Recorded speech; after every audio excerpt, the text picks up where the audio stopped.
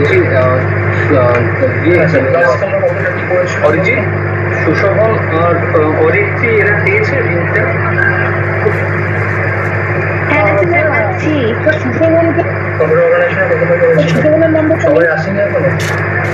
সুশোভনের নাম্বারটা ওখানে একটা অ্যাড করা হচ্ছে, আমি পাঠিয়ে দিয়েছি।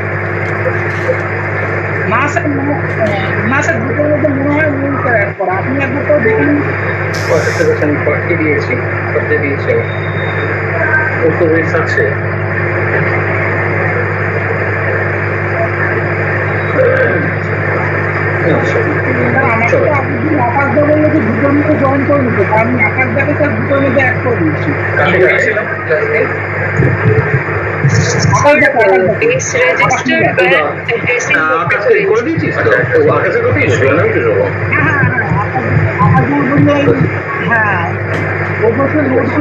সমস্যা হয় আর্টিফিশিয়াল ইন্টেলিজেন্স, আমি ওই জন্য মেমোরি স্টার্ট করতে। আচ্ছা, আমরা আজকে যেখান থেকে শুরু করবো, যেগুলো করবো সেটা একটু আগে বলে নিই। আমরা আজকে দুটো তিনটে জিনিস বলার আছে।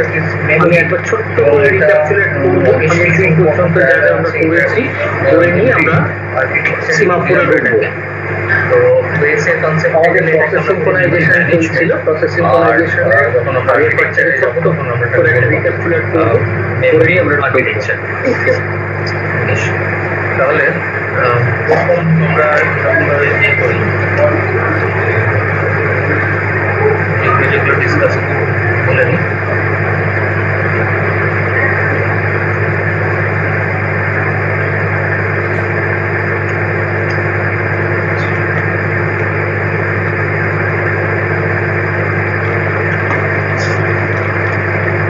প্রসেস সিনক্রোনাইজেশন, আমরা প্রসেস সিনক্রোনাইজেশন বলতে কি বুঝি? আগের দিন বলেছিলাম, যখন more than one process execute করে তখন সেই প্রসেসগুলো যদি একটা নির্দিষ্ট সিকোয়েন্সে এক্সিকিউট না করে সেক্ষেত্রে কতগুলো সমস্যা তৈরি হয়। সমস্যার মধ্যে কি কি হতে পারে? ভুল আনসার আসতে পারে,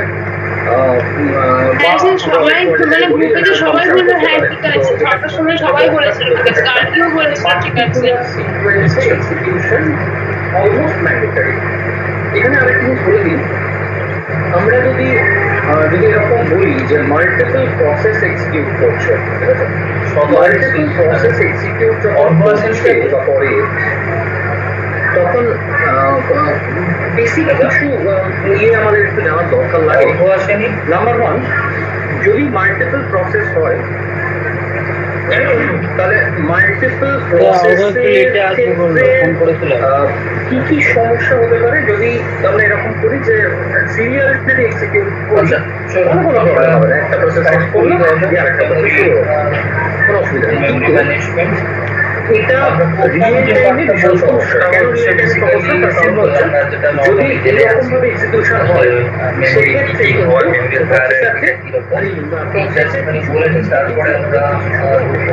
primary memory or RAM cascading.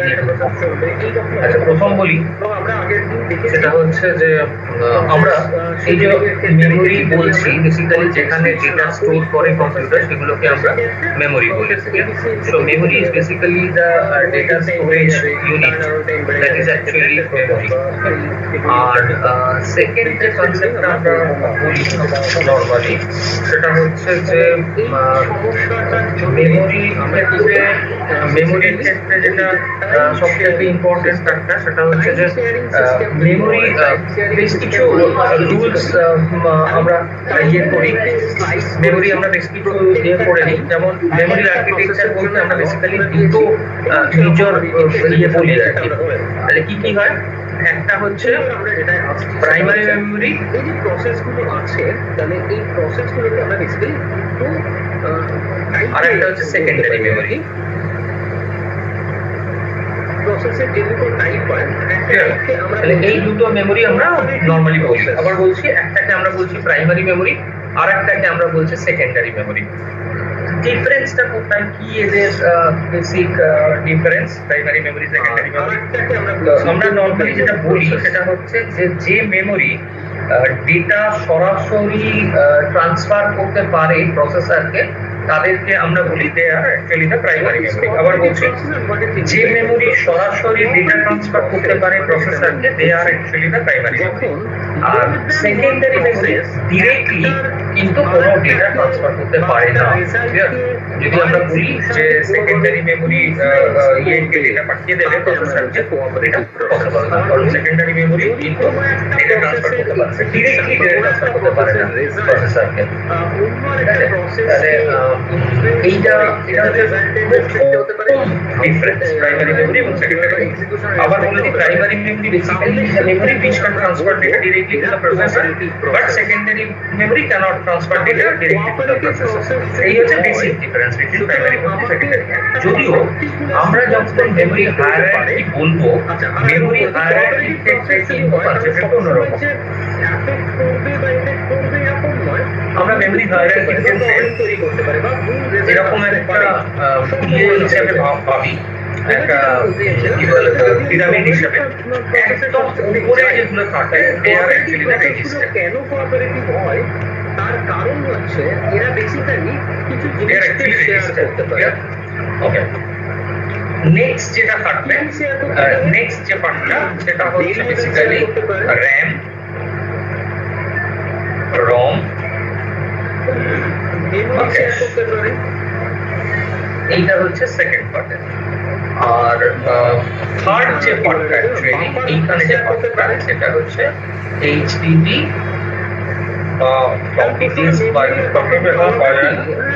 Secondary memory গুলো সবকটা বলতে পারি। সেকেন্ডারি মেমোরি একদম একদম তলার পোর্শন।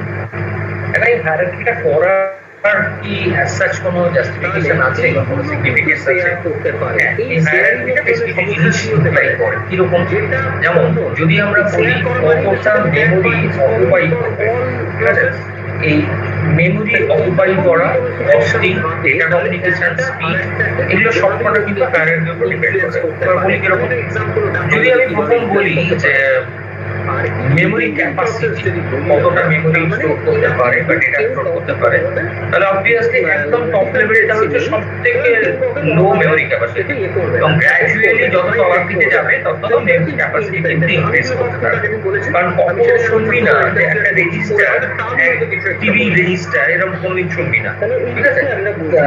কিন্তু হার্ড ডিস্ক বা সেকেন্ডারি মেমোরি কিন্তু অ্যাক্টিভি মানে হামেশাই আমরা পাই যেটা অ্যাক্টিভি হয়।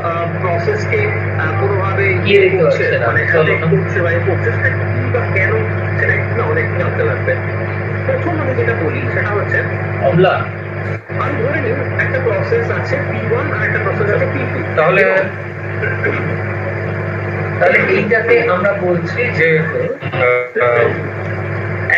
একদম লোয়ার পোর্শনটাকে আমরা বলছি সেকেন্ডারি মেমোরি, এবং এটা ক্যাপাসিটি সবথেকে বেশি, এবং যত উপর দিকে উঠবো তত কিন্তু আমার কি হবে না, মেমোরি ক্যাপাসিটি কিন্তু গ্র্যাজুয়ালি কি হবে কমতে থাকবে, এবং তলার দিকে যত যাবো তত কিন্তু মেমোরি ক্যাপাসিটি গ্র্যাজুয়ালি ইনক্রিজ করতে থাকবে। এটা হচ্ছে বেসিক কনসেপ্ট। সেকেন্ড যেটা আমরা বলছি সেটা হচ্ছে যে ডেটা ডেনসিটি। টার্মগুলো আমাদের একটুখানি লাগবে। সেকেন্ড টার্মটাকে আমরা বলছি ডেটা ডেনসিটি। ক্লিয়ার? যদি ডেটা ডেনসিটির কনসেপ্টে আমরা যাই তাহলে কিরকম হয় ব্যাপারটা? ডেটা ডেনসিটি আমার এখানে নিয়ে আছে একটা প্রসেস ফল আমরা এখানে কি করেছি, ডেটা ডেনসিটি মানে হচ্ছে পার ইউনিট ভেরিয়েবল নিয়েছি স্পেসে বা এরিয়াতে কতটা ডেটা আমি স্টোর করতে পারছি, that is actually data density. যত আমরা তলার দিকে নামবো তত ডেটা ডেনসিটি কিন্তু বাড়তে থাকবে, যত উপর দিকে যাবো ডেটা ডেনসিটি তত কমে যাবে। এবার যদি বলি ডেটা কমিউনিকেশন স্পিড বা ডেটা ট্রান্সফার স্পিড, কমিউনিকেশন বলার ঠিক হবে না, ডেটা ট্রান্সফার স্পিড যদি আমরা বলি তাহলে অবভিয়াসলি যত উপর দিকে ডেটা ট্রান্সফার স্পিড তত বেড়ে যাবে। রেজিস্টারের ট্রান্সফার স্পিড কিন্তু র্যাম বা ক্যাশ মেমোরি থেকে অনেক বেশি। আবার যদি আমরা র্যামকে বা ইয়েকে ভাবি, হার্ড ডিস্কের থেকে এই ডেটা ট্রান্সফার স্পিড কিন্তু তার থেকে বেশি। তাহলে যদি আমরা ডেটা ট্রান্সফার কনসেপ্টে যাই তাহলে এই হচ্ছে বেসিক্যালি হায়ারার্কি। ঠিক আছে? তাহলে এইরকম ভাবে যদি আমরা ভাবি হায়ারার্কিটা বেসিক্যালি সেই পারপাস সার্ভ করে যে এইগুলোকে ভালো করে ডিফাইন করতে পারে যে কার ডেটা ডেন্সিটি কত হবে বা কার ইয়ে কত হবে, এই জিনিসটাই বেসিক্যালি শুধু ও বলতে পারে, আর কিছু না। এবার যেটা আমরা আসছি সেটা হচ্ছে যে আমরা যে বলছি প্রাইমারি মেমোরি গুলো কি কনসেপ্ট থাকে বা কিভাবে হয় এটা আমরা একটু জানি। বেসিক্যালি ভন নিউম্যান আর্কিটেকচার আমি বলেছিলাম যে ভন নিউম্যান আর্কিটেকচারে একটা বটলনেক থাকে। ভন নিউম্যান আর্কিটেকচারের বটলনেকটা কি?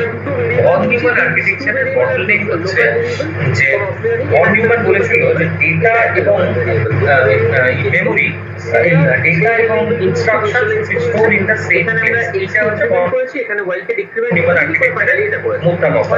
কিন্তু যদি আমরা এরকম ভাবে ভাবি যে ভন নিউম্যানের এই কনসেপ্ট অনুযায়ী যদি আমরা আর্কিটেকচার দিয়ে থাকি বা দিই, তাতে একটা সমস্যা ডেফিনেটলি আছে। সমস্যাটা হচ্ছে যদি ডেটা এবং যদি সেম পজিশনে স্টোর করা হয় তাহলে কিন্তু কনফ্লিক্ট হবে। কিরকম কনফ্লিক্ট?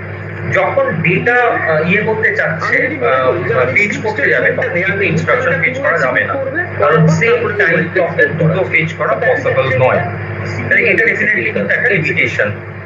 obviously এটা একটা বিরাট বড় লিমিটেশন। সেকেন্ড যেটা সেটা হচ্ছে যে যখন পেজ করা হয় তখন একটা সিনক্রোনাইজেশনাল এরর আসতে হবে। এই সিনক্রোনাইজেশনাল এরর কনসেপ্টটা কি হবে? ধর র‍্যাম থেকে যখন প্রসেসর কোনো ডেটা পেজ করছে তখন এইটা পেজ করার পর তারপরে ওয়েট করতে হয় কখন আবার অপারেন্ড গুলো আসবে।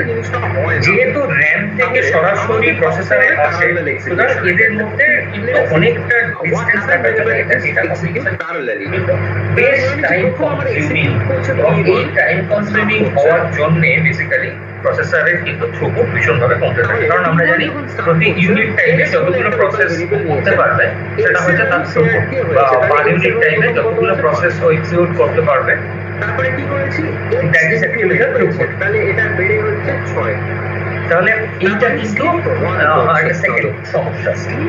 এই সব সমস্যাগুলোকে ওভারকাম করার জন্য করা হলো কি, বলা হলো যে র‍্যাম আর প্রসেসর এর মাঝে আরেকটা মেমোরিকে ইউজ করতে, যে মেমোরিটাকে আমরা ইউজ করবো অ্যাজ এ বাফার মেমোরি, ঠিক আছে, বা টেম্পোরারি বাফার মেমোরি। কেন? এটা কিন্তু টেম্পোরারি কাজ করে। এই বাফারটা কিন্তু বেসিক্যালি সবসময় নয়, টেম্পোরারি কাজ করে না, এবং এটা কিন্তু একটা খুব যখন ইনস্ট্রাকশন এক্সিকিউশন হবে তখন কিন্তু এরা ডেটাগুলোকে স্টোর করে রাখতে পারে, যাতে সুবিধা কি হয়, প্রসেসর যখন এক্সিকিউট করতে যাবে তখন আননেসেসারিলি র‍্যাম থেকে ডেটা পেজ করার থেকে সঙ্গে সঙ্গে এই মেমোরিটা থেকে ডেটা পেজ করা কম্পারেটিভলি ইজি হবে, কারণ এটা প্রসেসরের অনেক কাছে। এই মেমোরিটাকে আমরা বলি cache memory. Actually check in cache কথাটা থেকে ক্যাশ কথাটা এসেছে। এখানে যেটা হয় সেটা হচ্ছে যে ডেটা যেগুলো স্টোর থাকে র‍্যামে, সেটা পার্টলি স্টোর হয় কিন্তু ক্যাশ মেমোরিতে। এতে সুবিধা কি? এতে সুবিধা হচ্ছে যে এখান থেকে ডেটা পেজ করার থেকে এখান থেকে ডেটা পেজ করা হচ্ছে কম্পারেটিভলি অনেক ইজি হবে এবং অনেক বেশি এফিশিয়েন্ট হবে, যে কারণে এখানে কিন্তু একটা অ্যাডিশনাল মেমোরি আমরা ইউজ করি, and that memory is known as cache memory. বেশ, তাহলে এই ক্যাশ মেমোরিটাও কিন্তু প্রাইমারি মেমোরি। তাহলে আমরা যদি ক্যাটাগরি করি, কিছু একটা অনুযায়ী মেমোরিগুলোকে ডিভিশন করতে চাইছি, তাতে আমরা বেশ কয়েকটা ক্যাটাগরি অনুযায়ী মেমোরি ডিভিশন করতে পারি। প্রথম যেটা সেটা হচ্ছে যে আমরা যে মেমোরির কথাটা বলছি আর থেকে compare to transfer data directly to the processor, it's a first category. যদি পারে, যদি হ্যাঁ হয় আনসারটা, তাহলে এদেরকে আমরা বলবো এরা হচ্ছে প্রাইমারি মেমোরি। যদি না পারে তাহলে একে বলবো they are actually the second category. Definitely it's very simple classification. Second classification হচ্ছে অ্যাক্সেসিবিলিটি। আমি কিভাবে এই মেমোরিটাকে অ্যাক্সেস করতে চাইছি, it's a very important one. Accessibility অনুযায়ী আমরা বেসিক্যালি তিন ধরনের অ্যাক্সেসিং এর কথা বলি। একটাকে আমরা বলি র্যান্ডম অ্যাক্সেস, এখানে আসবে, ঠিক আছে, যেই এখানে স্লিপ পাবে একটা র্যান্ডম অ্যাক্সেস হয়, এই বাটন, আর একটা হয় সিকোয়েন্সিয়াল অ্যাক্সেস। ঠিক আছে।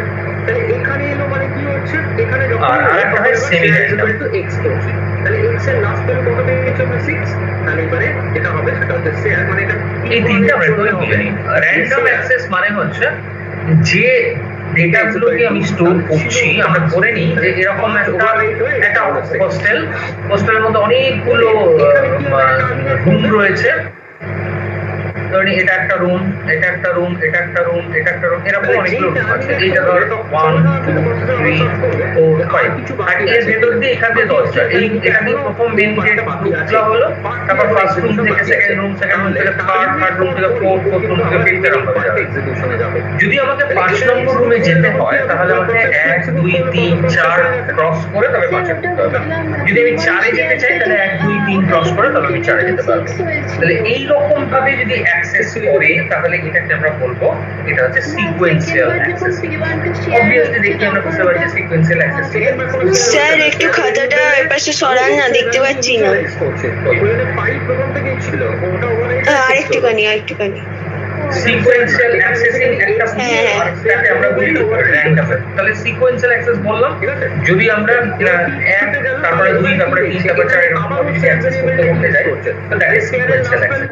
সিকোয়েন্সিয়াল অ্যাক্সেসিং এর ক্ষেত্রে সবথেকে বড় সমস্যা, যদি আমার একটা কোনো মেমরি ইউনিট যদি কোনো একটা কাজ করে তাহলে আমি সেটার ভেতর দিয়ে পরেরটা যেতে পারবো না। আগে একসঙ্গে দুটো কাজ করতে দেওয়া হয়, this is definitely one problem. Second problem, it's very slow accessing technique. কারণ আমি যদি 5 নম্বরটায় যেতে হয় তাহলে আমাকে এইগুলোকে সব ক্রস করে তবে আমাকে 5 নম্বরে যেতে হবে। Definitely lot of time. এইটা হচ্ছে বেসিক্যালি আমাদের সবথেকে বড় disadvantage for the sequential accessing. Sequential অ্যাক্সেসিংটাকে ওভারকাম করার জন্য আমি ধর এই জাস্ট এই জিনিসটা কি করলাম কি, এরকম প্রত্যেকটা রুমে একটা করে দরজা করে দিলাম। এটা একটা দরজা, এটা একটা দরজা, এটা একটা দরজা, এরকম প্রত্যেকটা রুমের একটা করে দরজা করে দিলাম। তাহলে আমি যদি 5 নম্বর রুমে যেতে চাই তাহলে আমার দরকার নেই 1 2 3 4 হয়ে 5 এ আসা, আমি ডিরেক্টলি 5 নম্বর রুমে ঢুকে যেতে পারবো। বা আমি 3 নম্বরে যেতে চাইলে আমি ডিরেক্টলি 3 নম্বরে ঢুকে যেতে পারবো। তাহলে এই জিনিসটাকে আমরা বলছি random access. In case of random accessing, I can access the memory location directly. Need not require to access the previous one for accessing any. Suppose আমি n number of nth যদি অ্যাড্রেস সার্চ করতে চাই, আমায় 0 থেকে n-1 অবধি হয়ে তবে n এ যেতে হবে। That is the advantage of random access. Random access অনেক বেশি ফাস্ট এবং অনেক বেশি সাইন্টিফিক ওয়ে এবং ডেফিনেটলি এখান থেকে ডেটা রিট্রিভাল অনেক তাড়াতাড়ি করে। This is random access. But remember one thing, প্রত্যেকটা অ্যাক্সেস নিয়ে advantage এবং কিছু disadvantage আছে। ডিপেন্ড করে তাহলে অবশ্যই আমি কোন সিকোয়েন্সে এক্সিকিউট করাবো। যদি আমরা অ্যাডভান্টেজের কথা বলি তাহলে অ্যাডভান্টেজ প্রসেসটা আগে হচ্ছে কোন প্রসেসটা পরে হচ্ছে বড় কোন সিকোয়েন্স হচ্ছে, তাহলে এইটাকে অনেক ফাস্ট অ্যাক্সেস করতে পারে করতে সেই তাহলে কাউকে না কাউকে একটা মনিটরিং করতে হবে। আদারওয়াইজ কিন্তু যত ফাস্ট অ্যাক্সেস করে তত কিন্তু এই যে সিনক্রোনাইজেশনটা কিন্তু পসিবল না। তো synchronisation is very essential for এটা যেটা এখানে P1 এবং P2 এই দুটো কিন্তু কোঅপারেটিভ প্রসেস। কোঅপারেটিভ প্রসেসের জন্য বেসিক্যালি রেজাল্ট কি হবে সেটা কিন্তু একটা আরেকটার উপর নির্ভর করে এবং নির্ভর করে বলেই এটাকে কোন সিকোয়েন্স এক্সিকিউট করাতে হবে সেটা according to the requirement of the user মানে চেষ্টা করতে হবে। এখানে আরেকটা কথা বললাম সেটা হচ্ছে সেমি র্যান্ডম সিনক্রোনাইজেশন। আমরা যেটা করতে পারি সেটা হচ্ছে সেমি র্যান্ডম অ্যাক্সেস আগে হবে বা কোনটা পরে হবে সেটা হচ্ছে এই অ্যাক্সেস প্রোভাইড করতে পারি according to our requirement. Sequential access partly for random access. Processor কিভাবে এক্সিকিউট করবে বা কাকে নেবে হয়তো আমি ডিপেন্ড করতে পারি। প্রসেসর যে এক্সিকিউট থাকবে না প্রসেসর ইউজ করবে এটা কিন্তু আমরা অপারেটিং সিস্টেমে কমপ্লিট ধরে নিই। এটা হচ্ছে আমাদের কিন্তু আমরা হাত দিতে পারি না। পেন ড্রাইভে কিছু ব্লক তৈরি করা থাকে। এই যে পার্টটাকে আমরা বললাম যে যেটা যে পার্টটাকে আমরা শেয়ার করছি মানে এই পার্টটা কিন্তু tremendously important for the synchronisation case. এখানে আমরা যখন কোনো একটা প্রোগ্রাম কিন্তু যে কোনো একটা প্রোগ্রাম তাহলে এই প্রোগ্রামের কিন্তু বেসিক্যালি দুটো অংশ থাকে। তাহলে পার্ট তার মানে আমি ডিরেক্টলি ব্লক 1 ডিরেক্টলি ব্লক 2 কিংবা ডিরেক্টলি ব্লক 3 তে যেতে পারি। এটা কোনো সমস্যা নেই। এখানেও কিন্তু সমস্যাটা হচ্ছে একটা এটাকে আমরা বলি ক্রিটিক্যাল সেকশন। ব্লক 2 এর ভেতরে যে ডেটাগুলো আছে দ্যাট ইজ এগেইন সিকোয়েন্সিয়াল তার মানে ব্লক 2টা আইডেন্টিফাই করলাম তারপর আমরা কিন্তু আরেকটা পার্টকে আমরা বলছি নন ক্রিটিক্যাল সেকশন। তার মানে এখানে পার্টলি র্যান্ডম অ্যাক্সেস হলো আবার পার্টলি কিন্তু সিকোয়েন্সিয়াল অ্যাক্সেস মানে এইটাকে আমরা বলছি সেমি র্যান্ডম অ্যাক্সেস ডেফিনেটলি এর কিছু ক্রিটিক্যাল সেকশন বা নন ক্রিটিক্যাল সেকশন থেকে তুলনামূলকভাবে বলছি স্যার এই যে পার্ট অফ প্রোগ্রামটা বলে এটা যে কোনো প্রোগ্রামের ক্ষেত্রে ক্রিটিক্যাল সেকশন এবং নন ক্রিটিক্যাল সেকশন থাকতে পারে অতটা ফাস্ট না, এই হচ্ছে বেসিক্যালি সেমি র্যান্ডম এছাড়া আরেকটা ভাবে আমরা যদি মাল্টিপল বা মাল্টিটাস্কিং হয়ে থাকে যে আমরা যদি মাল্টিটাস্কিং অপারেটিং সিস্টেম বা মাল্টিটাস্কিং প্রবলেম হয়ে থাকে সেক্ষেত্রে অবশ্যই কত স্পিডে যদি আমরা যদিও এই ক্লাসিফিকেশনটা নাও লাগে না কিন্তু এরকম কেস নেই যে কোনো একটা মাল্টিটাস্কিং প্রাইমারি বা র্যান্ডম অ্যাক্সেসিং মেমরিগুলো ভাবে এই র্যান্ডম অ্যাক্সেসিং মেমরি নয় এটা দু ধরনের আমি যদি বলি মানে এটা যে কোনো একটা মেমরি সেটা ডেটা বাছনের মতো স্টোর করে রাখতে পারে কারণ নাকি যে কোনো পারমানেন্ট অপারেটিং সিস্টেম যখন রান করে না তাহলে এই পুরো অ্যাপ্লিকেশন যদি রান না করে সেক্ষেত্রেও কিন্তু প্রচুর টাস্ক এক্সিকিউট করে। আমরা যে অপারেশন বলছি সেটা হচ্ছে ভোলাটাইল প্রসেস এক্সিকিউট করে। আমরা বলছি নন ভোলাটাইল ক্রিটিক্যাল সেকশনের কনসেপ্টটাকে যদি আমি বলি ক্রিটিক্যাল সেকশনটা স্টোর করলাম এইটা হচ্ছে বেসিক্যালি দা সিআর সেকশন। আমার যেই পাওয়ার অফ করব পুড়ে যাবে এটা হচ্ছে ভোলাটাইল আর নন এই আমরা এতক্ষণে বললাম যে ভেরিয়েবল শেয়ার করতে পারে, মেমরি শেয়ার করতে পারে, বাফার শেয়ার করতে পারে বা রিসোর্স শেয়ার করতে পারে। রিসোর্স মানে বেসিক্যালি আমরা কিন্তু সিপিইউ বলি, প্রিন্টার বলি, এইগুলো আমরা বলি কিন্তু নন ভোলাটাইল এই যে পার্টগুলো আমরা বললাম যেগুলো শেয়ার করতে পারে দুটোই কিন্তু ভোলাটাইল যেটা যে জায়গাটাতে এই শেয়ারিং কোডটা লেখা হচ্ছে সেটাকে আমরা বলছি ক্রিটিক্যাল সেকশন। যে জায়গাটা করছে না সেটাকে আমরা বলছি নন ক্রিটিক্যাল সেকশন। এবার এখানে একটা এই হচ্ছে বেসিক্যালি আমাদের একটা প্রোগ্রাম দুটো ঠিক আছে। তাহলে আমি এখানে বলছি যে আমার প্রোগ্রামটা সেটা হচ্ছে একটাকে আমরা বলি যে সেটা ক্রিটিক্যাল সেকশন এটা নন ক্রিটিক্যাল সেকশন।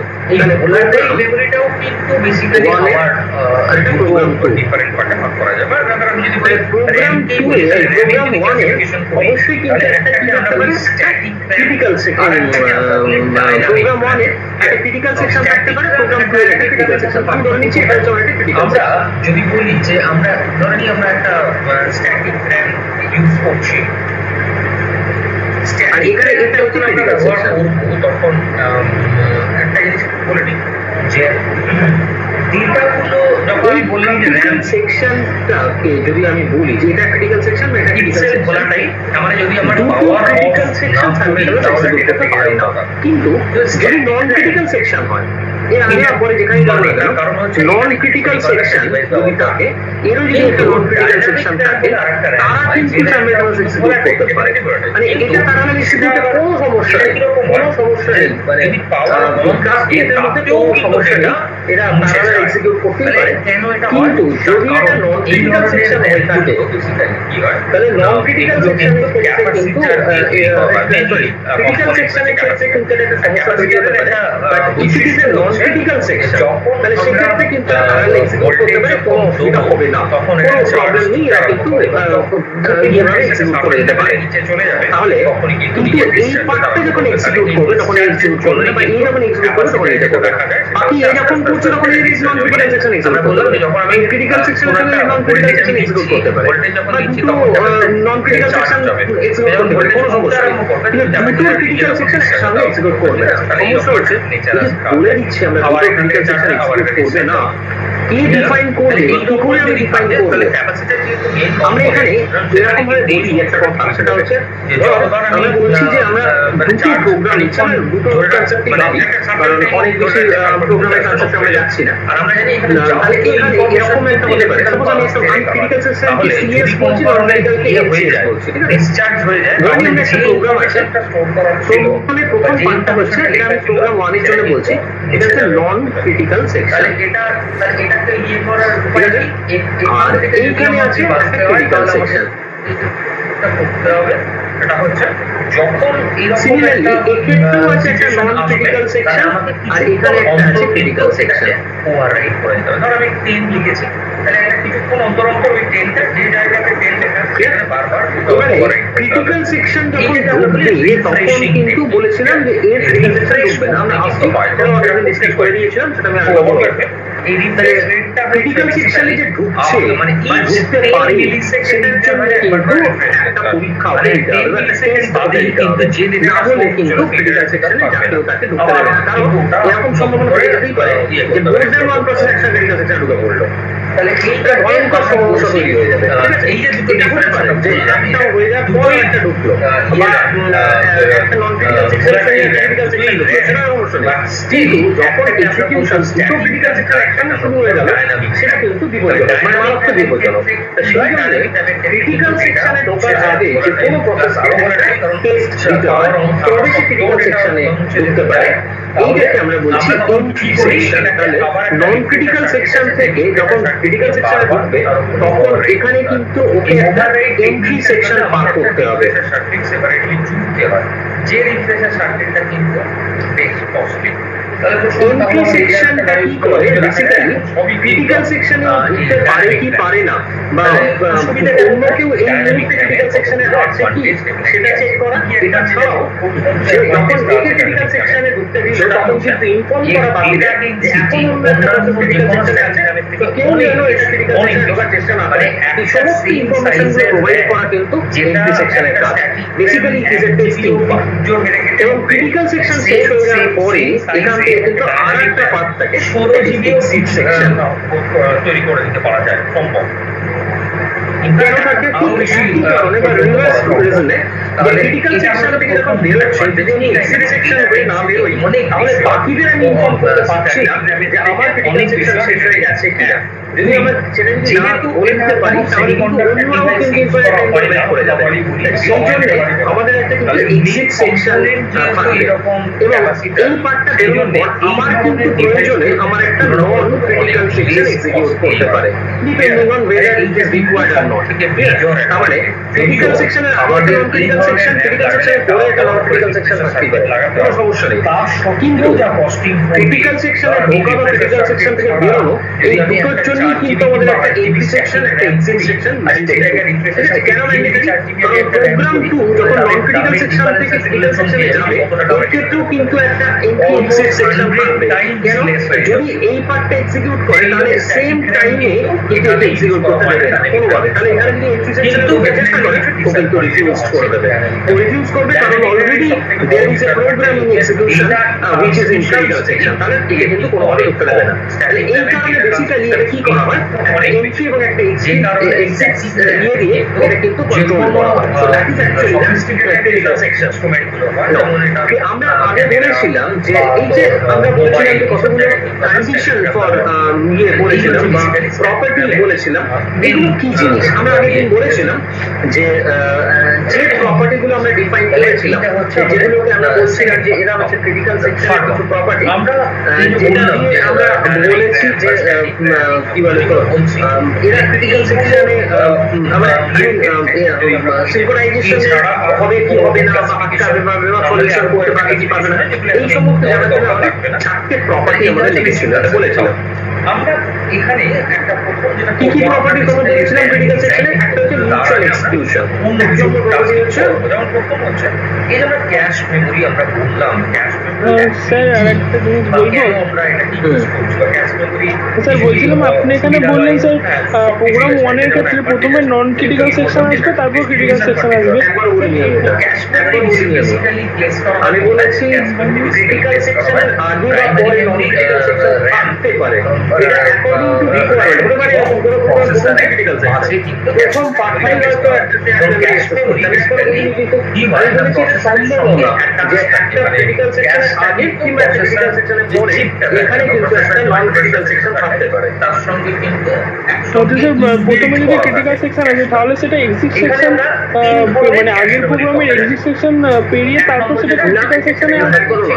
যে এরা হচ্ছে এই প্রোগ্রাম 1 এর আমার ক্রিটিক্যাল সেকশন ঢুকতে হবে সেখানে কোনো নন ক্রিটিক্যাল সেকশন নেই প্রোগ্রামিং ক্রিটিক্যাল সেকশন ঢুকতে হবে তাহলে তাকে এন্ট্রি লেভেল পাস করতেই হবে তাহলে এন্ট্রি সেকশন পাস করতে হবে ক্রিটিক্যাল সেকশন ঢুকবে কিছু না এন্ট্রি সেকশন বেসিক্যালি জাজ করে এই নোডে প্রসেসরে অন্য কোনো প্রোগ্রামের কোনো ক্রিটিক্যাল সেকশন এক্সিকিউট হচ্ছে কিনা যদি এক্সিকিউট করে তাহলে ওকে ঢুকতে দেবে এই হচ্ছে এই প্রসেসর সেকশনের কাজ আর এক্সিট সেকশন সেটা না এক্সিট সেকশন হচ্ছে বাকিদের ইনফর্ম করে দেয় যে এই ক্রিটিক্যাল সেকশন কমপ্লিট হয়ে গেছে এবার যদি কেউ ওয়েটিং এ থাকে তাহলে সেই ক্রিটিক্যাল সেকশন ব্যবহার করতে পারে বা এক্সিকিউট করতে পারে না এই বিষয়টা একদম প্রসেসর চিপে আমরা চারটি প্রপার্টি বলেছিলাম একটা বলেছিলাম মিউচুয়াল এক্সক্লুশন প্রপার্টি ঠিক আছে আর একটা আমরা চারটি প্রপার্টি বলেছিলাম mutual exclusion bounded with no assumption আর প্রোগ্রেস আমরা বেসিক্যালি এবারে মেমরি অন্যভাবে গ্রুপিং করছি প্রথম হচ্ছে মিউচুয়াল আমি বলছি কোনটা কি নেক্সট হচ্ছে প্রোগ্রেস ফাংশনালিটিস ডিফারেন্ট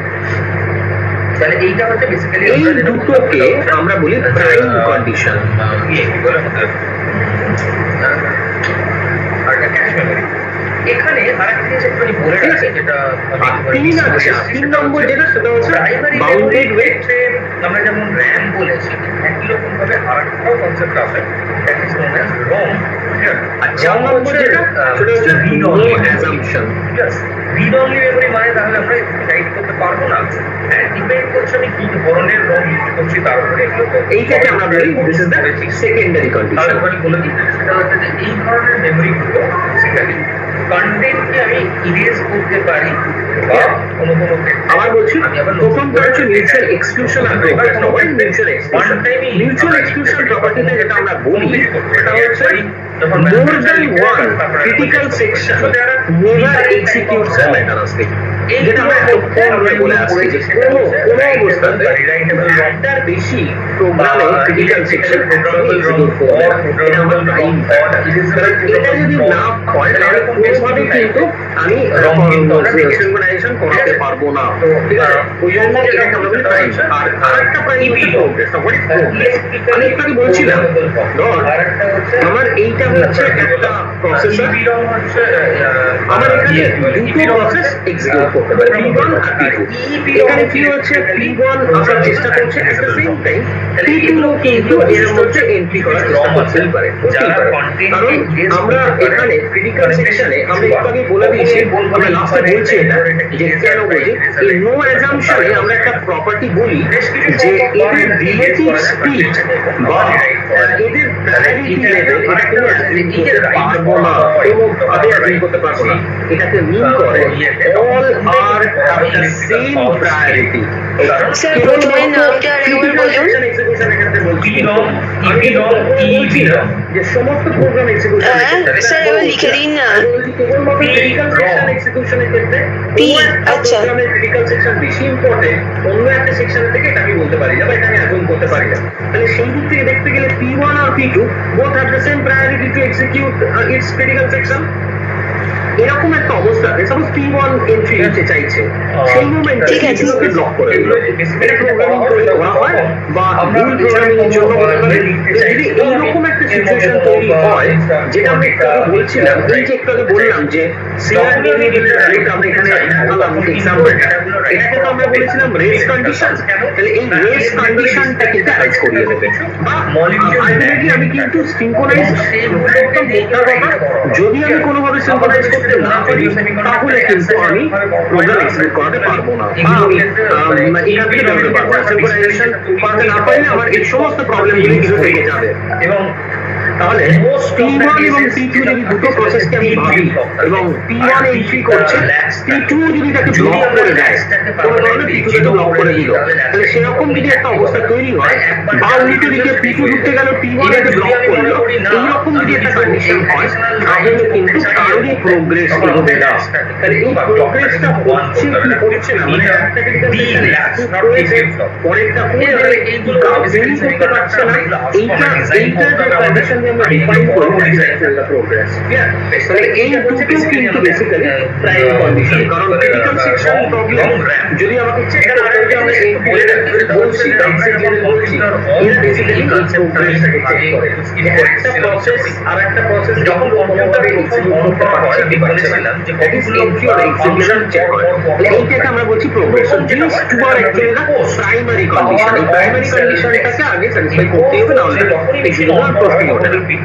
মেশিনের নেক্সট হচ্ছে বাউন্ডেড ওয়েট। বাউন্ডেড ওয়েটটা কি বলেছিলাম? বাউন্ডেড ওয়েট মানে হচ্ছে দেখা গেল একটা প্রসেস ক্রিটিক্যাল সেকশন এক্সিকিউট করছে, আরেকটা প্রসেসকে যতক্ষণ অপেক্ষা করতে হবে, এই কতক্ষণ এইটাকে আমরা বলছি বাউন্ডেড ওয়েট। এটা কি করে? কখনোই কিন্তু বেসিক্যালি একটা নির্দিষ্ট টাইম বা একটা ম্যাক্সিমাম লিমিট যে ডিভাইসগুলো কানেক্টেড আছে তারা প্রপারলি কানেক্টেড আছে না, that is actually the bounded এবং এই প্রত্যেকটা আবার বলে দিই, বাউন্ডেড ওয়েট থেকে আমরা যেটা করছি সেটা হচ্ছে অ্যাকনলেজমেন্ট সিগন্যাল কি অপেক্ষা করতে হবে, সেই ডিভাইস কোন অপেক্ষা করতে হচ্ছে, ঠিক আছে, এটা অবশ্যই কিন্তু একটা লিমিটের মধ্যে থাকবে। বুঝতে পারি কোনো অবস্থাতেই প্রপারলি কানেক্টেড করতে হবে না, তাকে আমরা বলি basically bounded wait. Standard device no assumption বলে দিলাম একটু আগে যে আমরা কোনোভাবে কোনো অ্যাজিউম করতে পারবো না যে একটা প্রসেস এতক্ষণ চলবে বা এতক্ষণ চলবে না, এগুলো কোনোটাই কিন্তু আমি অ্যাজিউম করতে পারবো না। So that is actually bounded wait. এই কটাকে আমরা বলছি বেসিক্যালি আমার প্রপার্টি ল। আমরা যদি আরেকটা জিনিস বলেছিলাম যে ক্রিটিক্যাল সেকশন বা রেস কন্ডিশনকে অ্যাভয়েড করতে গেলে, রেস কন্ডিশন থেকে বেরোতে গেলে আমাদের সেকেন্ড ধরনের সলিউশন টেকনিক আছে। একটাকে আমরা বলছিলাম হার্ডওয়্যার সলিউশন টেকনিক, আরেকটা বলছিলাম software solution technique. Hardware solution technique very important নয়, কারণ হার্ডওয়্যার সলিউশন টেকনিক ভীষণভাবে ইউজ করা যায় না। এটা মেশিনের নিজস্ব পার্টিকুলার সিস্টেম ওয়েস আর কম্পিউটার আর্কিটেকচার দুটো মেমোরির মধ্যে থাকে না, দুটো ডিফারেন্ট পার্ট। যারা ওয়েস তৈরি করে তারা কিন্তু আর্কিটেকচার পাওয়ার অফ হয়ে গেছে মেশিনে, স্পেসিফিক অ্যাপ্লিকেশন মেশিন ছাড়া রেস কন্ডিশন অ্যাভয়েড করা বা আমার কি বলে ক্রিটিক্যাল সেকশন সমস্যার সমাধান করার জন্য আমি হার্ডওয়্যার ইউজ করতে পারি না। ওই জন্য সফটওয়্যার সলিউশন টেকনিকটাই হচ্ছে মেন। এখানে আমরা বেসিক্যালি তিন ধরনের অ্যালগরিদম করি। একটা হচ্ছে অ্যালগরিদম 1, এক ধরনের টাইপ, অ্যালগরিদম 2 আর এক ধরনের টাইপ, আর অ্যালগরিদম 3 হচ্ছে দুটো মিক্সিং করে একটা টাইপ, ঠিক আছে। এটা আমাদের বোঝার কিছু দরকার নেই, আমি অ্যালগরিদমটা বেসিক্যালি লিখছি। আমি কি লিখেছিলাম অ্যালগরিদম কেস 1, মানে একটা কেস 1 এ বলেছিলাম 2 প্রসেস সলিউশন, আর একটা বলছি মাল্টি প্রসেস সলিউশন। বলেছিলাম কি তাহলে এখানে কি হচ্ছে সেটা হচ্ছে যখন আচ্ছা আমি যাচ্ছি না তাহলে এখানে, তাহলে আমরা নেক্সট পার্টে যাচ্ছি। অ্যাকচুয়ালি ছোট্ট করে একটা কথা কিন্তু বলে দিই যে সিঙ্গেল প্রসেস সলিউশন আর মাল্টি প্রসেস সলিউশন আমরা ব্যাপারটা কি হয়, যদি আমি মনে করি যে আমার একটাই মাত্র রয়েছে প্রসেস রয়েছে, তাহলে আমরা সেটাকে বলবো এই একটা প্রসেস থাকলে কখনো কিন্তু ক্রিটিক্যাল সেকশন সমস্যা তৈরি করে না বা সিঙ্ক্রোনাইজেশনের কোনো সমস্যাই নেই, কারণ একটা প্রসেসটা কি সিঙ্ক্রোনাইজ করবো। তাহলে আমি বললাম যে রিয়েল টাইমে এটা কখনোই সম্ভব না। সিঙ্গেল প্রসেসে একটা কাজ হয়ে যাচ্ছে, এটা কোনোদিন সম্ভব না। এখানে হয় আমার দুটো প্রসেস করতে পারে অথবা মাল্টিপল প্রসেস করতে পারে, তার জন্য আমরা এই অ্যালগরিদমগুলো ব্যবহার করে থাকি। পরে আমরা জানবো নেক্সট যেটা আমরা বলছি সেটা হচ্ছে সিমাফোর। What is semaphore? এই সিমাফোরের ডেফিনেশনটাকে বলে আমি যাবো সিমাফোরের একটা স্লাইড থেকে কিছু লোক একটা সিমাফোর আইপি অ্যাড্রেস বা ম্যাক অ্যাড্রেস এগুলো সব প্রোভাইড করে। এগুলো হচ্ছে সমস্ত বুটিং এর সময় কাজগুলো হয়। তাহলে এই বুটিং এর সময় সিমাফোর বেসিক্যালি একটা ভেরিয়েবল, ঠিক আছে। কি লাভ আমরা আমি ডিফাইন করে স্পেশালি অনেক কিন্তু সায়েন্টিস্ট সিমাফোরকে ডিফাইন করে বেশি। এটার মধ্যে বিকাশটা একটা ডেফিনেশন দিয়েছিল, ডেফিনেশনটা ওয়ার্ল্ড ওয়াইড অ্যাকসেপ্টেড পরবর্তীকালে। সিমাফোর বেসিক্যালি কিন্তু একটা ভেরিয়েবল, যে ভেরিয়েবলের ভ্যালুটা কিন্তু নন নেগেটিভ একটা ভ্যালু, এবং এই ভ্যালুটার উপর ডিপেন্ড করে একটা প্রসেসের সিঙ্ক্রোনাইজেশন বল বা ক্রিটিক্যাল সেকশন কিভাবে না হবে এই ব্যাপারটাকে ডিফাইন করা। এক কথায় বললে আমি বলি সিমাফোর একটা ভেরিয়েবল, ঠিক আছে, যে নন নেগেটিভ কোনো ভ্যালু স্টোর করতে পারে। তাহলে আমরা যদি ডিফাইন করে এইভাবে লিখি সিমাফোর আমাদের কি বলে ক্যাশ মেমোরি ব্যবহার করা হয়। ক্যাশ মেমোরি গুলোর ক্ষেত্রে সেটা হচ্ছে যখন কোনো প্রসেসর যখন কোনো পারফর্ম করবে, ধর একটা কোনো semaphore is variable which accept microprocessor প্রথম সার্চ করবে কিন্তু ক্যাশ মেমোরিতে। ক্যাশে যদি পাওয়া যায় ওয়েল, যদি না পাওয়া যায় নন নেগেটিভ সার্চ করবে। তাহলে প্রত্যেক সময়তেই এটা হবে Integer value। যে ইনস্ট্রাকশন বা যেটা এক্সিকিউশনের জন্য লাগবে প্রসেসর প্রথমেই কিন্তু ক্যাশ মেমরি সার্চ করবে। ক্যাশ মেমরি যদি কি পাওয়া যায় হবে তাহলে নন নেগেটিভ মানে বেসিক্যালি এটা পজিটিভ। ডেটা এবং ইনস্ট্রাকশনকে যদি না পাওয়া যায় তখন কিন্তু র্যামে আসে, র্যাম থেকে সেটাকে তুলে নিয়ে যাওয়া হয়, একটা কপি ক্যাশে রাখা হয়, বাকিটা এখানে পাঠানো হয়। এবার আমি বলে দিই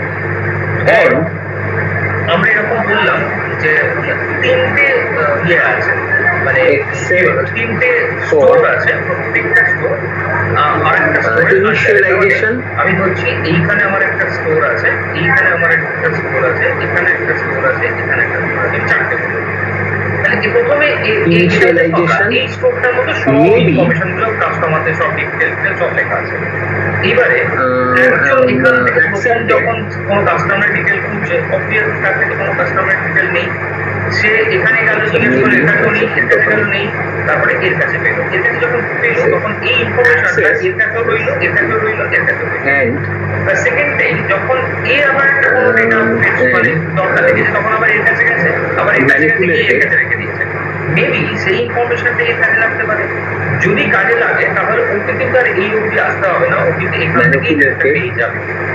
যেহেতু প্রিভিয়াস ডেটা বা প্রিভিয়াস রেকর্ড নেক্সট পেজকে হেল্প করে, সেই জন্য এটাকে আমরা এনক্যাশিং করি বা ক্যাশ করি, সেখান থেকেই বেসিক্যালি ক্যাশ করতে এসছে। স্ট্যান্ডার্ড অ্যাটমিক কিন্তু সেটাকে আমি যখন এনক্যাশ করবো তখন Operation। Operation মানে basically function। কনসেপ্টটা হচ্ছে এখানেও থাকে। যখন আমরা Operation। কোনো একটা ডেটা বা ইনস্ট্রাকশনস পেজ করছি বা সার্চ করছি, তখন যদি সেটা প্রেজেন্ট থাকে আর একটা হচ্ছে তাহলে অবভিয়াসলি আমি এখানে পেয়ে যাবো। সিগন্যাল। আপনার ওয়াইজ আমাকে পরবর্তী জায়গায় ফেচ করতে এই হবে। হচ্ছে, যেহেতু এটা কি ইন্টারমিডিয়েট বলে এবং semaphore। এখানেই প্রথম এই যে আমরা বললাম এনক্যাশ করছি কি আমরা বেসিক্যালি দুটো ফাংশন এই ভেরিয়েবলটার উপর কাজ করে। Semaphore is a variable which accepts non-negative integer values. ঠিক আছে? And expect for initialization may be accessed and manipulated only through two standard atomic operation. এই atomic operation দুটো কি কি? আমি বললাম একটা হচ্ছে আমার weight আর একটা হচ্ছে এটা দুটো ফাংশন, একটা weight আর একটা হচ্ছে signal. Okay. Now the signal function আমি এখানে একটা প্যারামিটার পাস করছি s, s টা কি? s হচ্ছে ওই semaphore variable। এটা কি করবে? এটা বেসিক্যালি করবে s is equal to s plus 1 শুধুমাত্র ইনক্রিমেন্ট করবে। And one of the second function that is weight ভেরিয়েবলটা পাস করছি। এরা কি করে? এরা বেসিক্যালি প্রথমে চেক করে যে s এর ভ্যালুটা কি নন জিরো না জিরো। যদি এটা জিরো হয় নেগেটিভ না পজিটিভ, যদি এটা নেগেটিভ হয় তাহলে এটা স্কিপ করবে। আমরা এরকম লিখি while s less than equal to 0, 0 কিংবা 0 থেকে ছোট, তাহলে এটাকে কি করব? এটা কিছু না, এটা বেসিক্যালি আমরা বলি total number of instruction page. Keep testing. Clear? তাহলে এইটাকে এই রেশিওটাকে আমরা বলছি কি এটা আইডিসি পাঠিয়ে দেয়। Hit ratio. আর যদি কন্ডিশনটা না হয় দেন এটাকে কি করি আমরা? এটা হচ্ছে s equal to s minus 1। ঠিক আছে? তাহলে এই হচ্ছে বেসিক্যালি আমাদের ফাংশন। খাতাটাকে একটু উপরে করে কারণ 1 হওয়া মানে তাহলে এইটা হচ্ছে বেসিক্যালি আমাদের দুটো ফাংশন। তাহলে কি বললাম? সিমাফোরের ক্ষেত্রে যেটা হয়, এখন প্রশ্ন হচ্ছে এই সিমাফোরটা কেন করলাম? দেখ আমরা এতক্ষণ ধরে এটা বলে আসছি, তাহলে এটা হচ্ছে আমরা ক্রিটিক্যাল সেকশন যখন বলছি, ক্রিটিক্যাল সেকশনের ক্ষেত্রে ক্রিটিক্যাল সেকশনের ক্ষেত্রে সবথেকে ইম্পর্টেন্ট ক্রিটিক্যাল সেকশনের সবথেকে ইম্পর্টেন্ট পার্ট হচ্ছে যে জায়গাটা শেয়ার করছি সেই জায়গাটা আমি একসঙ্গে মিউচুয়ালি এক্সক্লুসিভ ভাবে একসঙ্গে দুটো ক্রিটিক্যাল সেকশন এক্সপ্লোর করবে না। কারণ একটা প্রোগ্রামে ক্রিটিক্যাল সেকশন যতভাবেই আমাকে বোঝাতে গেলে তখন যেটা করতে হবে সেটা হচ্ছে একটা ভেরিয়েবল নিতে হবে, যে ভেরিয়েবলটার ভ্যালু কি থাকবে তার উপরে আমি আমি প্রসেসর আমার এক্সিকিউশন বা কোম্পানি আমার এক্সিকিউশনের সাথে বুঝে যাবে যে এইটা হচ্ছে এই প্রোগ্রামের ক্রিটিক্যাল সেকশন। এবং যদি এই ভ্যালুটা থাকে, তখন আমি বললাম এস মানে একটা গ্লোবাল ভ্যারিয়েবল নিয়ে আসে, রিজনে শেয়ার করছে। ক্রিটিক্যাল সেকশন যখন একটা প্রোগ্রামের শুরু হলো, আর যে এরকম একটা ভেরিয়েবল সেটাকেও হয়তো করা ঠিক আছে, এবং এটা ভ্যালু বিচারটা করে দেবে, তাহলেও বুঝবে যে এটা একটা ক্রিটিক্যাল সেকশন চলছে। মানে এটা কত কথা বলছি, এক্সিকিউট ব্যাপারটা ইজি না, কারণ আমরা বহু ধরনের ম্যাক্সিমাম দেখি আর কি। তো যাই হোক, আমরা শুধু এইটুকু আমি বলে দিচ্ছি যে আমরা এখানে কি করি, আরো বেসিক্যালি যেটা করি সেটা হচ্ছে যে ইয়েটা আমি করছি, আমরা যে একটা পার্টিকুলার কন্ডিশনকে ডিফাইন করে দিতে পারি, মানে একটা বলে দিতে পারি যে সেটা এই সময়টা যাচ্ছে, মানে এর একটা ক্রিটিক্যাল সেকশন চলছে, মানে ক্যাশ সুতরাং এই সময় অন্য কোনো প্রোগ্রামের ক্রিটিক্যাল সেকশন চলবে না। এইটুকু আমরা বলে দিতে পারি। এই হচ্ছে বেসিক্যালি আমাদের ক্রিটিক্যাল সেকশন। আমি একটা ইয়ে শেয়ার করছি, এই ক্রিটিক্যাল সেকশনের সাপোর্ট। আমি ঘটনা যে আমি যে ইনস্ট্রাকশন একটু হোয়াটসঅ্যাপে করবে। কিন্তু ক্যাশটা খুব বেশি বড় হয়ে যায়, তাহলে সেখান থেকে ফেচ করতে গিয়ে মানে সার্চ করতে গিয়েও কিন্তু অনেক সময় নষ্ট হবে, সেটা একটা গেছে। আর দ্বিতীয় রিজন যেটা হচ্ছে ক্যাশের সাইজ বাড়ালে ইয়ের কস্টিং কিন্তু অ্যাবনর্মালি বেড়ে যায়। ওই জন্য এটা কিন্তু একটা অপটিমাম রাখা হয়, তার বেশি করা হয় না। এবং এখানে আমরা যেটা বলি সেটা হচ্ছে যদি আমরা গ্রাফিক্যালি দেখাই তাহলে অদ্ভুত একটা জিনিস দেখতে পাই যে ক্যাশের ক্ষেত্রে আমি ধর বললাম যে হিট রেশিও আর এদিকে ক্যাশ সাইজ, আমরা প্রথম দেখবো যে ক্যাশ সাইজ যত বাড়ছে তত আমার হিট রেশিও বাড়ছে, বাড়তে বাড়তে যখন আমরা দেখবো একটা ম্যাক্সিমাম লেভেল, তারপরে হঠাৎ দেখবো আমার কিন্তু হিট রেশিও কমছে। তার কারণ হচ্ছে সাইজ একটা অপটিমাম লেভেল অব্দি ঠিকঠাক আমরা যেটা বলেছিলাম সেটাই শুধু ইয়ের ভাষাতে আমরা বলছি, মানে তখন কিন্তু আবার তখন কিন্তু consist of a counter, optimum করা a হয় waiting list range of of process and তারপরে কিন্তু আর হিট সিগন্যাল হবে না। মানে আমরা জানি যে এটা হচ্ছে বেসিক্যালি ফাংশন।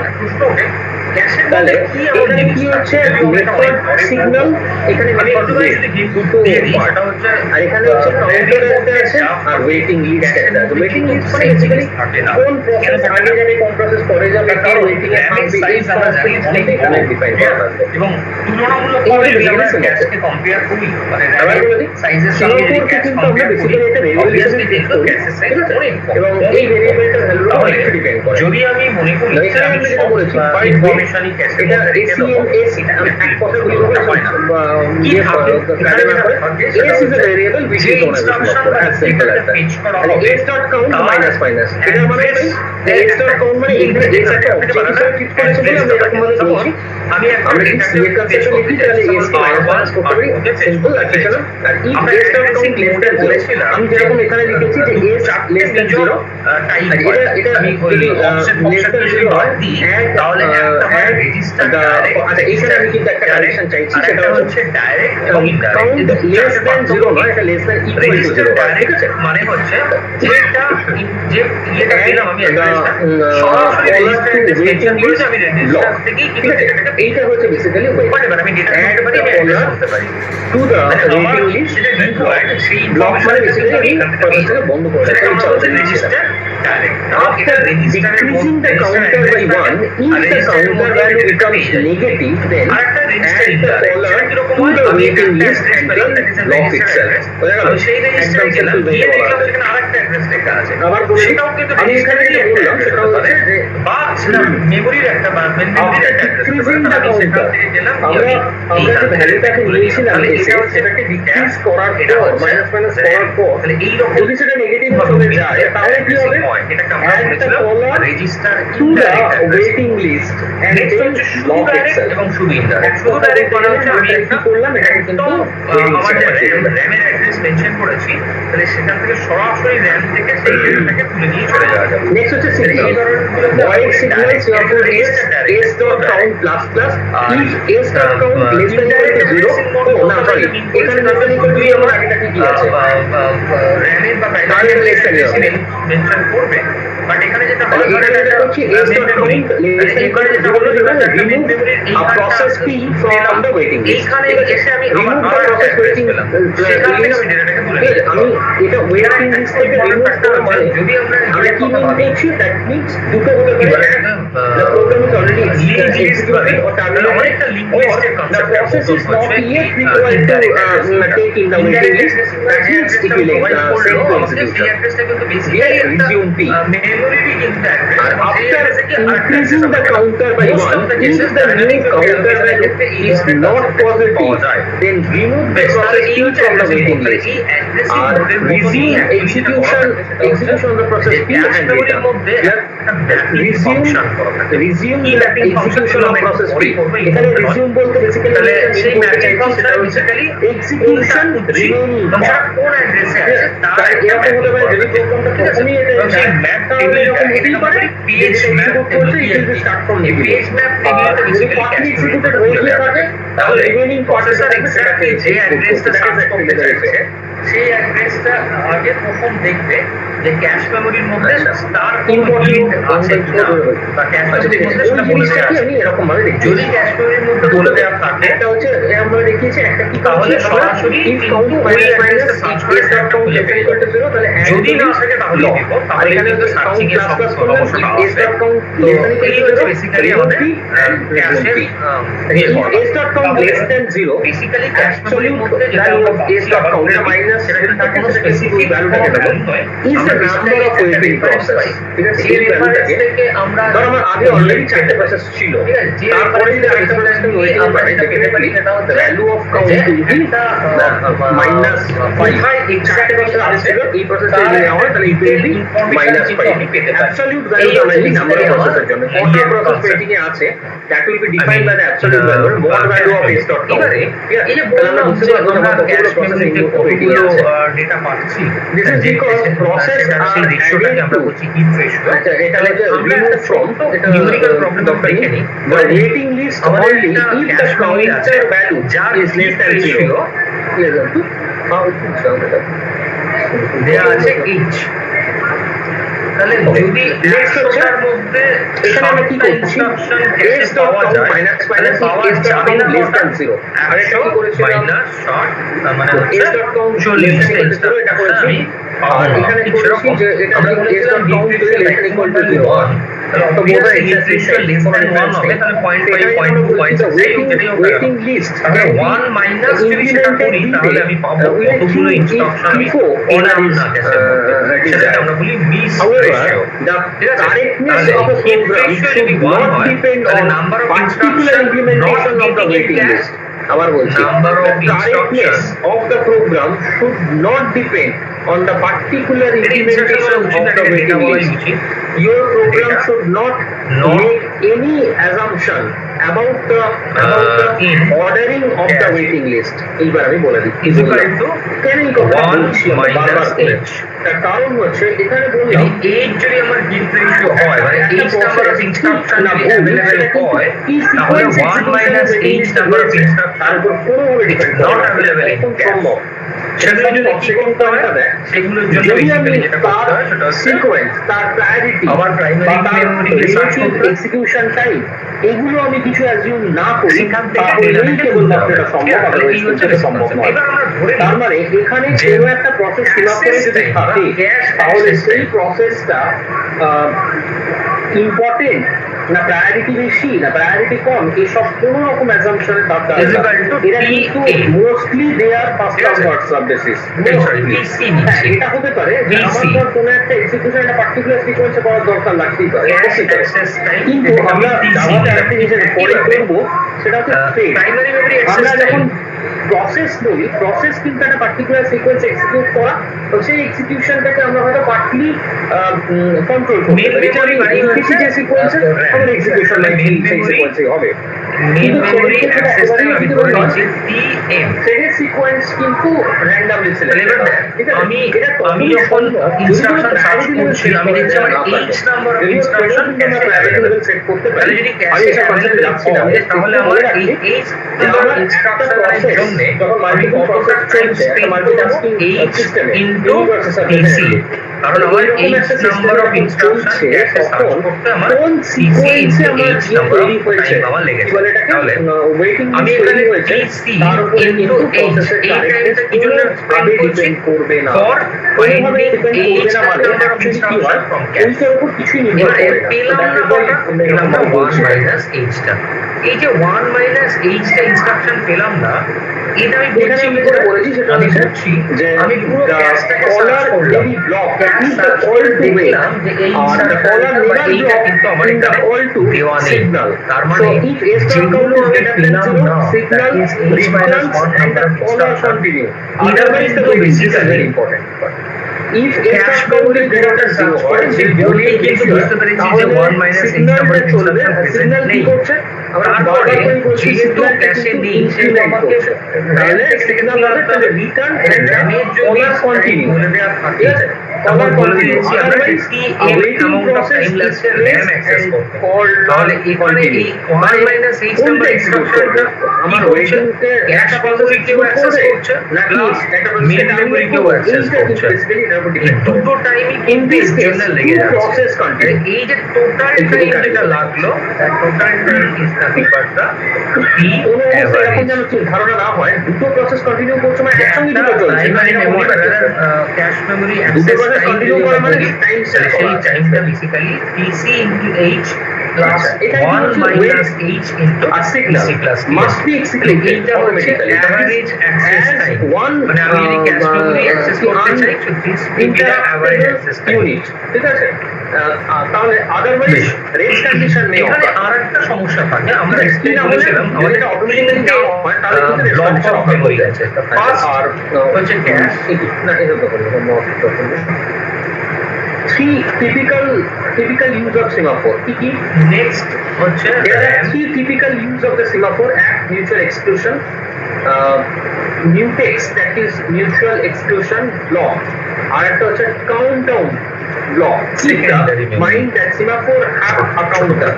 Notification হচ্ছে বেসিক আমাদের indicate an event has occurred. আমি যে কোনো ইনস্ট্রাকশন এখানে পেলাম না সেই কোনো ইনস্ট্রাকশন আমাকে আমরা র্যামিং একটা করতে হলো। mutual exclusion এটা কি র্যামিং করবে কেন কতগুলো ইনস্ট্রাকশন বারবার করে বলে সেটাও আসছি, কিন্তু semaphore ultimately আমি যতগুলো ক্যাশ করব critical section এরকম না হতে পারে। critical আমাদের section এরকম identify করা বা ভ্যালুও সেটা দেখতে পেলাম না, তখন আমরা কি করতে হবে? তখন section কি করতে হবে? প্রোগ্রামকে লক করে দেয়া। এইগুলোর তাহলে জন্য কিন্তু আমাকে বেসিক্যালি যদি আমার একটা পরে mutual আমার exclusion average type access time দরকার। কত হবে এই জন্য এই ব্যাপারটাকে আমরা বলে রাখতাম mutual exclusion আমি ব্যাপারটা। পরে দেখাচ্ছি। যদি আর তাহলে countdown এইটা আমাকে blockটা কি? বেসিক্যালি আমার countdown block এভারেজ হচ্ছে অ্যাক্সেস টাইমে এই যে আমরা একটা প্রসেস যখন এবারে যদি তখন বলে ওটা দেওয়া থাকে implement হলো, যে এটা ran one র্যামের মধ্যেও আবার এতগুলো ইনস্ট্রাকশন অ্যাভেলেবল নয়, তাহলে যতগুলো অ্যাভেলেবল হলো না আমার সেগুলোর জন্য আমার কিন্তু কি কি সময় লাগবে? আমরা বলছি countdown র্যাম হচ্ছে। অ্যাক্সেস টাইম তাহলে লাগলো, এইটাও ক্যাশ code অ্যাক্সেস টাইম আর লাগলো। নোটিফিকেশন সুতরাং হচ্ছে দুটো অ্যাক্সেস টাইম এখানে লেগে গেল। তাহলে এই হচ্ছে বেসিক্যালি এই নোটিফিকেশন মানে এরকম বড় কোনো কারণ নেই যে আমাকে নোটিফাই করবে না, আমাকে নোটিফাই করা দরকার নেই। কারণ এটা আমাদের হাতেই নয়, কারণ ওএস এর এই সমস্ত পার্টগুলো বেসিক্যালি কিন্তু পুরোটাই প্রসেসর এবং ওএস নিজে দেখে, এখানে ইউজারকে কোনোভাবে পাকাপোক্ত দেয় না। সুতরাং নোটিফিকেশন যা হবে সমস্ত কিন্তু ওএস কে নোটিফাই করবে, আমাদের নয়। যে এই মুহূর্তে একটা প্রসেসর ক্রিটিক্যাল সেকশন এক্সিকিউট করছে, সুতরাং আমি আমার এই টেকনিক অনুযায়ী আমি ধরতে পারছি যে একটা ক্রিটিক্যাল সেকশন এক্সিকিউটেড হচ্ছে, সুতরাং ফার্দার কোনো ক্রিটিক্যাল সেকশন এক্সিকিউট করবে না। That is actually the notification. এই নোটিফিকেশনটা করবে কাকে? ওএস কে করবে। মিউচুয়াল এক্সক্লুশন লক মানেই হচ্ছে আমরা জানি, একটু আমি বলেছিলাম যে যখন কোনো একটা প্রসেস চলে তখন যদি আমরা এটাকে লক না করি, যেমন ধর আমি বললাম যে একটা রুমে দুজন থাকে এবং যখন দুজনে কিন্তু একসঙ্গে একটা রুমে থাকবে না একসাথে, তাহলে যখন ধর এ লোকটা যখন ঢুকলো তখন ও ভেতর থেকে যদি লক না করে সম্ভাবনা লেগে যায় যে বি লোকটা কিন্তু রুমে ঢুকে পড়বে, তাহলে ও কি করবে? সকালবেলা যখন আনলক করে বেরিয়ে গেল তখন আবার কিন্তু বি ঢুকতে পারলো, বি ঢুকে কিন্তু লক করে এখানে সেই রকম ভাবে আমরা বলছি এটাকে হচ্ছে মিউচুয়াল লক বলি বা এক্সক্লুশন লক বলি। এখানে in count is equal to 0, process 1 আর প্রসেস 2। এখানে ওয়েট সুইচ এগুলো আমার মনে হয় না এরকম ভাবে বোঝার দরকার আছে। মেন মেমোরি অ্যাক্সেস টাইম সেটা হচ্ছে যে 900 আমরা যখন কোনো একটা প্রসেস সিমাফোর এক্সিকিউট করছে বা ক্রিটিক্যাল সেকশন এক্সিকিউট করছে, সিমাফোর তো এক্সিকিউট করে না, ক্রিটিক্যাল সেকশন এক্সিকিউট করে। আর সিমাফোর heat ratio একটা তোর সিগন্যালের মতন ও শুধু বলে দেয় যে এখন এটা এক্সিকিউট করছে, সুতরাং তুমি সাবধান থাকো বা তুমি তোমার এক্সিকিউট করা যাবে না বা তোমার এক্সিকিউট করবে, এই সমস্ত ব্যাপারগুলোকে আমরা বলি আর কি অ্যাকচুয়ালি। তাহলে calculate the average access time and efficiency of the memory system. What if the initial value of S is 0? S is a binary semaphore। আচ্ছা, এখানে একটা কথা বলি, এটা যেটা ওরা ভুল করে শুরু করে দিয়েছে। এখানে একটা কথা বলি, আমরা বেসিক্যালি সিমাফোরের দুটো টাইপ আমরা ডিফাইন করি, ঠিক আছে? সিমাফোরের দুটো টাইপের কথা আমরা বলছি, সেটা হচ্ছে একটা বাইনারি সিমাফোর, একটা স্যার একবার প্রথমটাকে বাইনারি না আমি সিমাফোর লিভ করে গেছিলাম কারণ এই এটা সিমাফোরে ফলটা খুবই time was 0 কিংবা 1 160 nanosecond লাইক করবে, Cache কোনো অবস্থায় access এখানে দিতে time হবে was না। তাহলে 160 এখানে সেটাই আমরা nanosecond. বলেছি, বাইনারি সিমাফোর বলেছি, Main memory access time was Docker নিয়ে আমরা পরে 960 নাইনটি nanosecond. বলবে 960 এটা হচ্ছে main memory access time. Notification, এই যে বললাম নোটিফিকেশন, যে এটার একটা পার্ট এটার একটা পার্ট, একে যদি নোটিফাই না করে তাহলে কিন্তু পরবর্তী সেকশনটা স্টার্ট করে Heat ফেলবে। ratio, এই জন্য বেসিক্যালি heat এটা ratio হচ্ছে 0.9 যে তাহলে calculate করতে আমার হবে কমপ্লিট কি আমার average কমপ্লিট access করে time দুটোই and নোটিফাই efficiency of করে। the এই যে এখানে memory নোটিফাই করছে কি, system. এখানে নোটিফাই করছে I am done, please go ahead. তাহলে এই প্রসেসটা P2 যখন শেষ করে ফেললো, ও তখন একে নোটিফাই করলো যে আমার প্রসেস কমপ্লিট হয়ে গেছে, তুমি এবার ইয়ে করো, কি বলে এক্সিকিউশন এগিয়ে নেও, ঠিক আছে? কারণ যেহেতু এই যে আমরা বলছিলাম যে entry section exit section, basically exit section এটা নোটিফাই করে যে আমার কমপ্লিট তুমি এক্সিকিউট করো, আর এন্ট্রি সেকশন নোটিফাই করে যে আমি স্টার্ট করছি, তোমরা কেউ এখন এসো না। তো that is vice versa actually.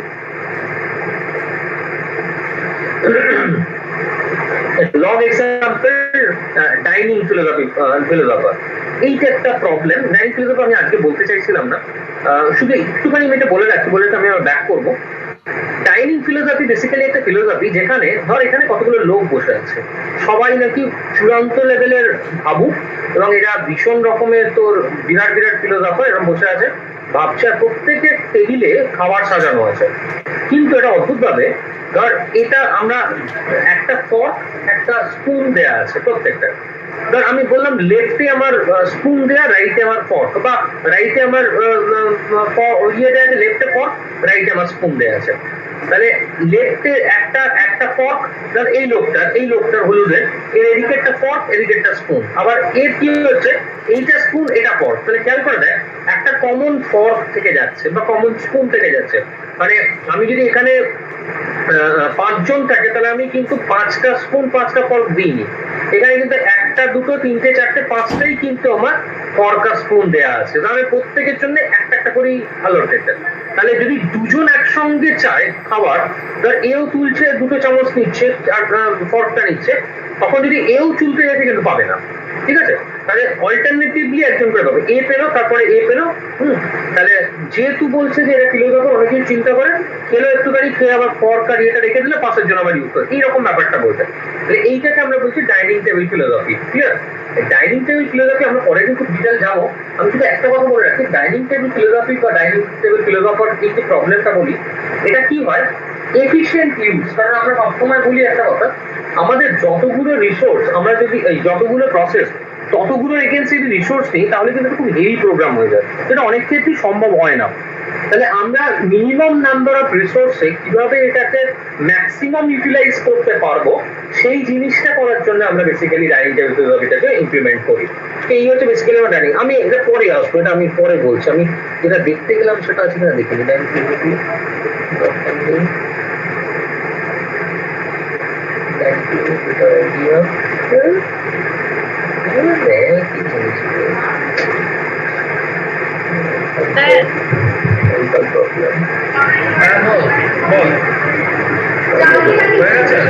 হ্যাঁ স্যার, অ্যাভারেজটা বলেছি 113.44 কত? 113.44।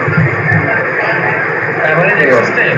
আচ্ছা, আমি যেটা বলতে চাইছিলাম সেটা হচ্ছে যে আমাদের আরেকটা যে কথা আমরা বলছি সেটা হচ্ছে যখন আমরা 250 আসতো 200 50 256 দেখো 256 आंसर আছে একবার চেক করো আচ্ছা যখন আমরা বলছিলাম এই সিমাফোরের ডিফারেন্ট টাইপগুলো আমরা ডিফাইন করছিলাম সিমাফোরের আমরা বেসিক্যালি দুটো টাইপ আমরা বলছিলাম কি কি বললাম একটাকে বললাম আমরা বাইনারি স্যার আমারও তো 250 আমরা আসছে বলছি counting semaphore what is binary আচ্ছা বেসিক্যালি আমরা স্যার এফিসিয়েন্সিটা কি করে বার যে করব বাইনারি সিমাফোরসের ক্ষেত্রে যেটা হয় সেটা হচ্ছে যে এখানে যে ভ্যালুটা সেটা হচ্ছে 0 কিংবা 1 এর মধ্যে লাই করতে পারে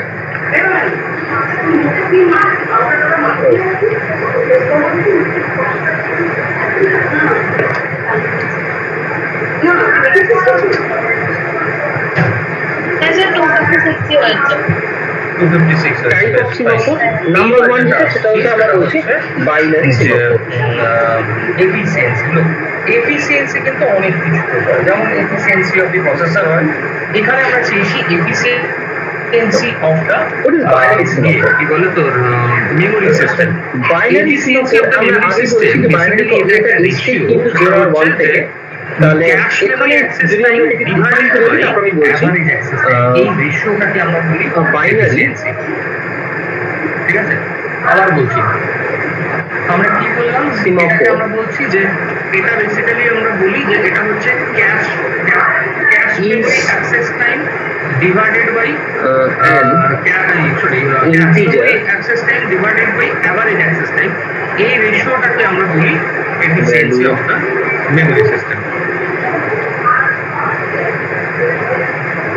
ঠিক আছে এটাকে আমরা বলি এফিসিয়েন্সি অফ স্যার আমার 250 আসছে 256 তো আসছে না ক্যালকুলেটরে করে দিবি কি কি করেছিস এইচ কত 0.9 0.9 into 160 হ্যাঁ 154 plus 1 minus 0.9 কত হয় 0.1 into average access দুটো হচ্ছে 160 plus 960 হ্যাঁ এইটা টোটালটা ক্যালকুলেট করে আসছে 106 তারপর মানে ইনটু মানে 8 প্লাস 1060 আসছে ইনটু 0.1 করলে 106 আসছে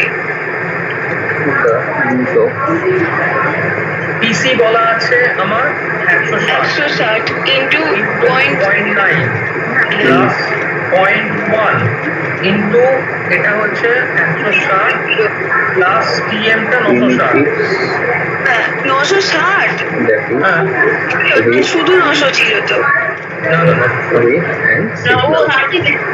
ও আচ্ছা আচ্ছা তাই জন্যে ঠিক আছে স্যার ঠিক আছে তো এস এর যে দুটো ভ্যালু হতে পারে আমরা কি বললাম যে binary semaphore is an integer variable which can be accessed by a cooperating the process to the use of two primitives that is weight and signal আর এখানে আরেকটা জিনিস বলে sorry the value of s কি হতে পারে এটা 0 হতে পারে or s is equal to 1 এই দুটো ভ্যালু কিন্তু কেবল হতে পারে কত 0.167 আর এটা কি জানো বলতে না 1 আসে না কখনো 1 এসে গেলে এফিসিয়েন্সি এফিসিয়েন্সি 1 এর উপরে চলে যাবে না বিরাট কথা 1 কত আসবে না দেখি মনে করতে পারছি না আচ্ছা এখানে কি করা হয় সেটা হচ্ছে যে আমরা যখন এই সিমাফোর ইয়ের ক্ষেত্রে আমরা করি বাইনারি সিমাফোরের ক্ষেত্রে ডিভিশন তো আলফা সিমাফোরের মধ্যে কি হয় এখানে আমরা একটা ফাংশন হিসেবে কল করি যে দুটো ফাংশন বললাম সেই দুটো ফাংশনে এখানে যেটা করি আমরা সেটা হচ্ছে সাপোজ আমরা এখানে লিখছি void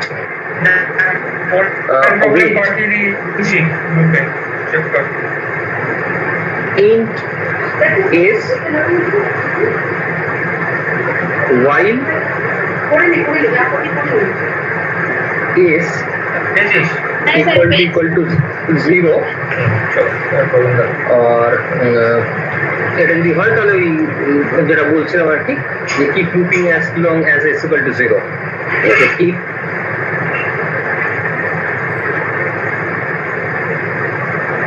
looping as long as s is equal to 0 আর না হলে আমরা এখানে কি করব star s minus minus as usual আগে যেটা করেছি সেটারই মতন সেটা হচ্ছে আমার ওয়েট ফাংশনটা ঠিক আছে দ্যাট ইজ অ্যাকচুয়ালি আমার ওয়েট ফাংশন আর একইভাবে যদি আমরা ইয়েটা করি আর কি বলে সিগন্যালটা করি এখানে যেটা করবো সেটা হচ্ছে যে ভয়েড সিগন্যাল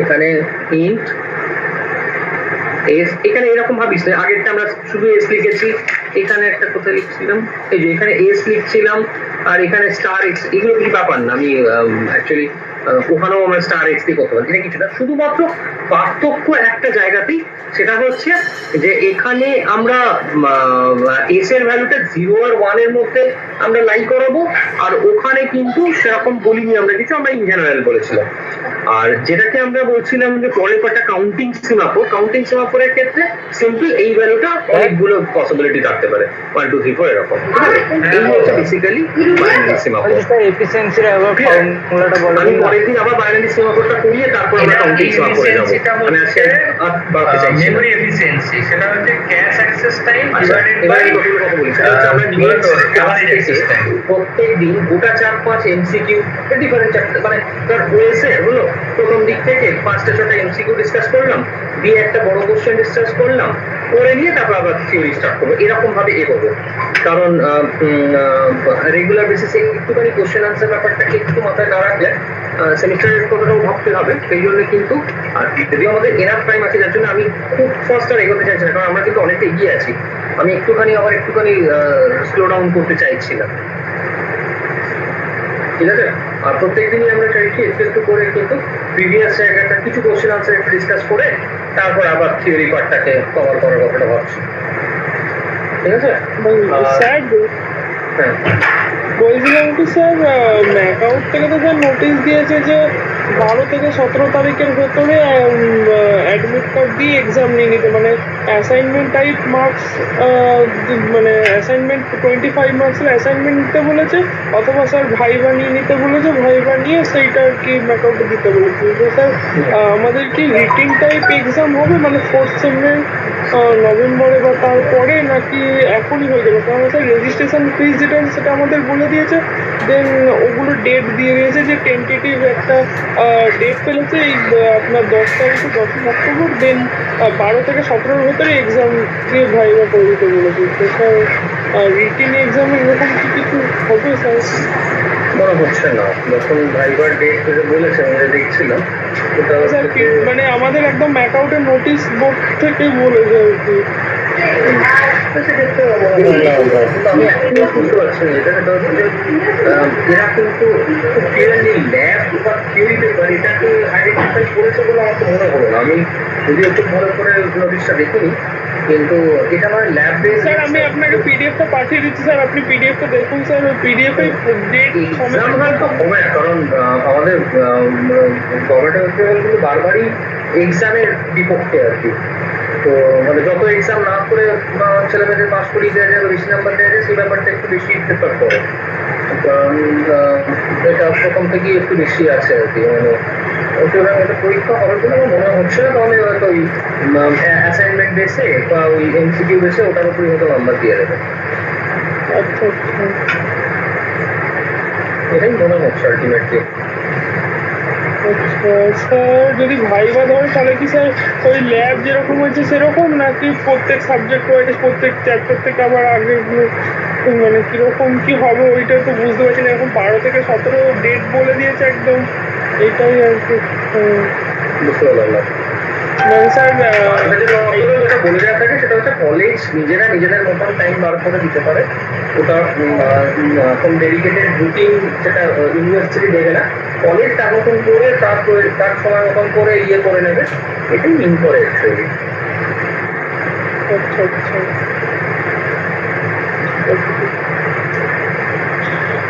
ওকে ঠিক আছে সবাইকে বলছি একটু একটু করে প্রিভিয়াস থেকে এখন তাহলে দরকার হলে যদি ভাইবাটে বা প্রিভিয়াস সেমিস্টার পেপারগুলো নিয়ে ঘাটিস তাহলে একটু কাটাকাটি কর দরকার হলে সেটাও প্রিভিয়াস জায়গাটা আমি একটু কথা বলি, যেটা তোদের মনে হবে সেটা আমাকে জানাস, আমি সেরকম ভাবে করবো, ঠিক আছে?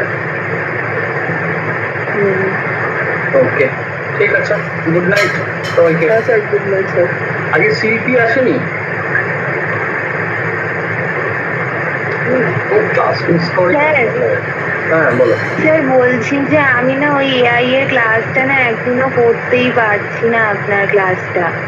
কেন? মানে মানে একদিন তো হলো মানে ওই কলেজের ছিল, মানে ল্যাব ক্লাস চলছিল, তারপরে ওই দিন হলো না, এবার আজকেও আর হলো না, এবার মানে ঠিক আজকে হলো না কেন? আজকে তো ক্লাস চলছিল না, আজকে হলো না কেন? আমি আসলে ঘুম থেকে উঠেছি আগে, কিন্তু আমি স্নান করতে গেছিলাম, এবার এসে দেখছি আপনি লিঙ্ক দিয়ে দিয়েছেন, আমি একদম কোনোদিনই হচ্ছে না। স্যার বলছি যে এরকম মানে টাইমে নিলে একটু যদি ক্লাসটা রেকর্ডিং করে রাখতেন তাহলে পরে আমরা দেখতে পারি। আমি তো আমাকে বলি, আমি এখান থেকে রেকর্ডিং করতে পারবো কি? কারণ গুগল ইয়েতে তো রেকর্ডিং হয় না, অন্য সফটওয়্যারে রেকর্ডিং হয়, যেমন জুমে রেকর্ডিং হয়, ইয়েতে রেকর্ডিং হয়, কিন্তু এতে তো রেকর্ডিং হয় না। আমি তো গুগলে রেকর্ডিং করতে পারি না।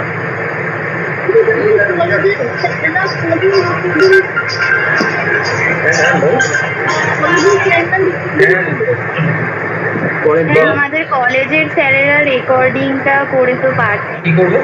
না, তাহলে আমাকে অন্য কিছু দিয়ে রেকর্ডিং করতে হবে। এটাতে গুগল মিটে তো রেকর্ডিং এর কোনো অপশন তো আমি দেখিনি।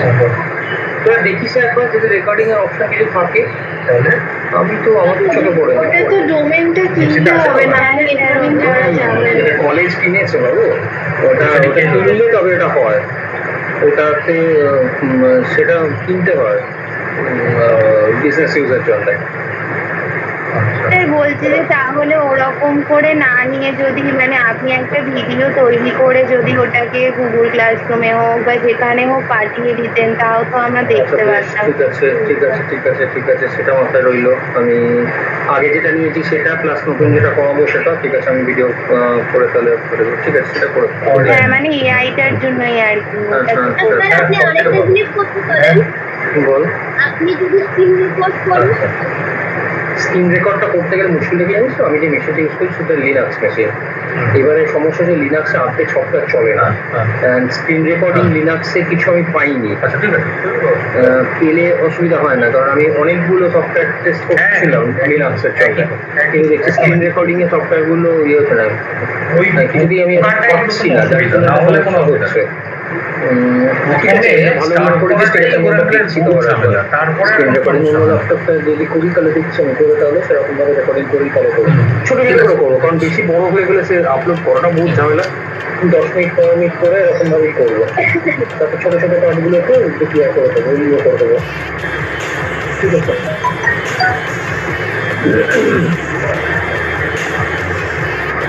ঠিক আছে, আমি আর একটা সমস্যা যেটা হয় সেটা খুব আগে থেকে না, ওই এআই এর ক্লাসগুলো আমি বলতে পারছি না, এটা একটা প্রবলেম হয়ে যাচ্ছে আমার, সেই জন্যই করে উঠতে পারছি না।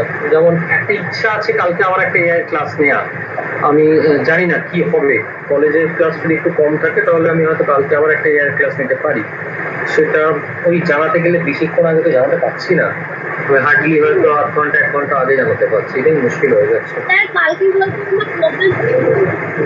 স্যার কালকে? হ্যাঁ বলো। স্যার বলছি ভিএইচডিএল এর ভাইবা হলে কিরকম কোশ্চেন ধরবে আমি বুঝতে পারছি না। কবে থেকে আছে? আমাদের 9 তারিখে আছে। 9 তারিখে আগে আমরা কি ক্লাস পাচ্ছি? 9 তারিখে বৃহস্পতিবারই যাচ্ছে তো, বৃহস্পতিবার পেয়ে যাচ্ছি তো আমরা, না কাল পরশু দিনও তো পাচ্ছি, বুধবার দিনই তো পাচ্ছি সেকেন্ড হাফে নাকি? হ্যাঁ বুধবার দিন একটু মনে করবি তো আমাকে, কি ধরনের কোশ্চেন হয় ভাইভাতে, সেগুলো নিয়ে একটু ডিসকাস করে নেবো তাহলে, ঠিক আছে। ঠিক আছে? আর তোদের কি রুটিন কিছু বলেছে কোন দিন কোন হ্যাঁ আমাদের 9 আর 10 তারিখে আছে, মানে 9 তারিখে কম্পিউটার আর্কিটেকচার ল্যাবটা আছে আর 10 তারিখে ডিএ আছে। আচ্ছা ঠিক আছে, তাহলে সফটওয়্যারের দিন আমি তাহলে ওটা একটু ডিসকাস করবো, ডিএ এবং ইয়েতে কি ধরনের কোশ্চেন করতে পারে না পারে সেটা একটু বরং ডিসকাস করে দেবো, তারপরে সফটওয়্যার ইঞ্জিনিয়ারিং একটুখানি করবো। ল্যাবের ভাইবার জন্য আমি বারবার করে বলছি এটাকে ইগনোর করিস না, সবাইকেই বলছে, কারণ খুব কষ্ট লাগবে যে এতটা পড়াশোনা করে যদি ফালতু এটা ভাইবার জন্য মার্কস এদিক ওদিক হয়, আর অনলাইনে যেটা সমস্যা হয় সেটা যেহেতু চোখে দেখতে পাচ্ছে না, সেই জন্য কিন্তু অনেক ক্ষেত্রে ঠিক ক্লাস পারফরমেন্সই এটা টিচারদের ঠিক চোখে পড়ে না। এটা সমস্যা, অতগুলো ছেলের মধ্যে ফেস অনেক সময় মনে থাকে না নাম বাই নেম। তো এটার জন্য একটুখানি ভাইবাটা ভালো প্র্যাকটিস করে রাখাটা বেটার, কারণ না হলে ওইটার জন্য নাম্বারটা নষ্ট হয়ে যাবে। এই দুটো দিন একটুখানি তাহলে ওইটার জন্য একটুখানি কিরম ভাইবা হয় না হয় এগুলো নিয়ে একটুখানি বরং আমার মনে হয় বেটার হবে ইয়ে কর। ঠিক আছে? আচ্ছা, আর একটা ব্যাপার বলি, সেটা যে তোরা লেখালেখি দিচ্ছিস না কেন? তোরা তো লিখিস না এরকম তো হতে পারে না, লেখালেখি তো করিস সবাই নিশ্চয়ই। ম্যাগাজিনের জন্য সবাইকেই বলছি একটু লেখালেখি দে। বা তোরা দেখ, আমরা সবসময় একটা কথা বলি, সেটা হচ্ছে ডাক্তার ইঞ্জিনিয়ার এরা হচ্ছে মানে ক্রিম অফ দ্য সোসাইটি। তোদের তো সোসাইটির উপর একটা বিরাট বড় ইয়ে থাকে, কন্ট্রিবিউশন থাকতেই হবে। সুতরাং আমরা সবাই এক্সপেক্ট করে যে না তোদের থেকে নিশ্চয়ই লেখা বেরোবে কিছু না কিছু। তাহলে সায়েন্স বেস লেখা হতে পারে, তুই একটা কিছু সাজেস্ট করছিস মানুষকে যে এটা করো এটা করো না, বা তুই তোর রিলেটেড কিছু জিনিস কেউ তো দিতে পারিস লেখা, যে আইটি সেক্টরে কিরকম কি হয় বা কোনগুলো, যেমন যদি কেউ ইয়ের ওপর লেখা দেয় কি বলে তো সিকিউরিটির ওপর কিভাবে ইয়ে হয়, হ্যাকিং হয়, সাধারণ মানুষকে বলছিস, আমার দরকার নেই ইঞ্জিনিয়ারদের বলতে হবে না বা বিরাট বিরাট লোকেদের বলতে হবে, সাধারণ মানুষকে বল যে কি করবে কি করবে না, কিভাবে ট্রানজাকশন করবে, কি কি ধরনের সাবধানতা অবলম্বন করবে, এই ধরনের লেখা দিয়ে কত কিছু আছে। প্যাটার্ন রিকগনিশন নিয়ে কত কাজকর্ম হচ্ছে সেটা নিয়ে কেউ লেখা দেয়, এরকম ভাবে লেখা দেখো মানুষ, সাধারণ মানুষ জানো ওদের তো এটা একটা মানে কি বলবো, এটা তো সোসাইটির পুরো একটা দায়িত্ব থাকে। ঠিক আছে, একটু লেখা দিয়ে সকাল। ঠিক আছে, ওকে, গুড নাইট, চাইলাম। গুড নাইট সবাইকে।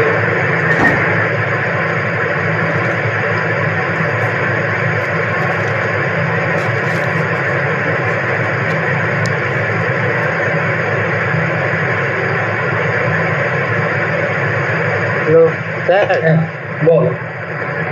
বলছি স্যার যেটা করতে দিলেন ওটার অ্যাভারেজ টাইম এসছে 18.2 ন্যানো সেকেন্ড। প্রবলেমটা দেখে নিবে, মানে কি প্রথম যেটা চেয়েছে, প্রথম কি চেয়েছে?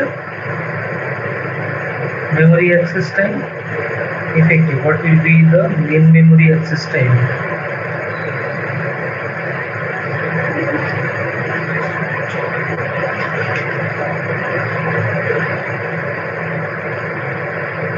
না ভুল আসছে, কত কত আরেকবার বল। 20 স্যার 18.2। না আরেকবার চেক কর, ভুল হচ্ছে।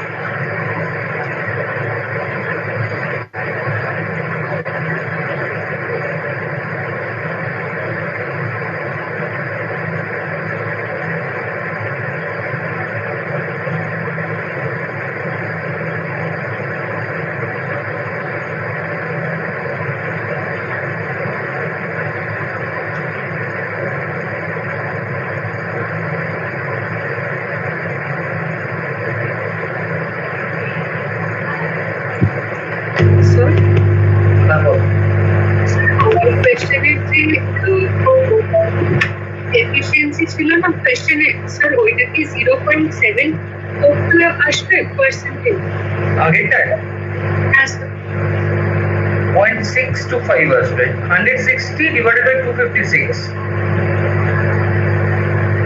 আচ্ছা ঠিক আছে।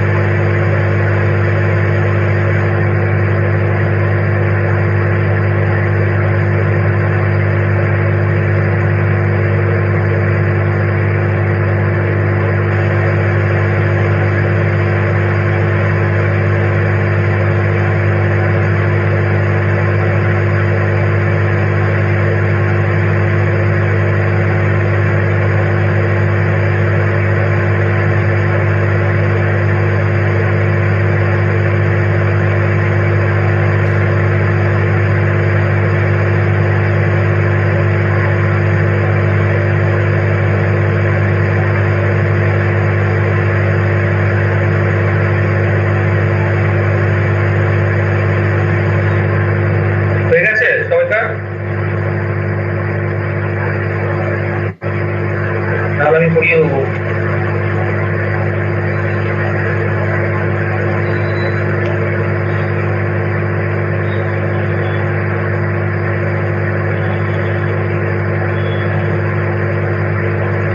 স্যার বলছে আনসারটা কি 17.5 হবে? কোনটা? এই লাস্টে যেটা দিলাম হ্যাঁ 27 হবে।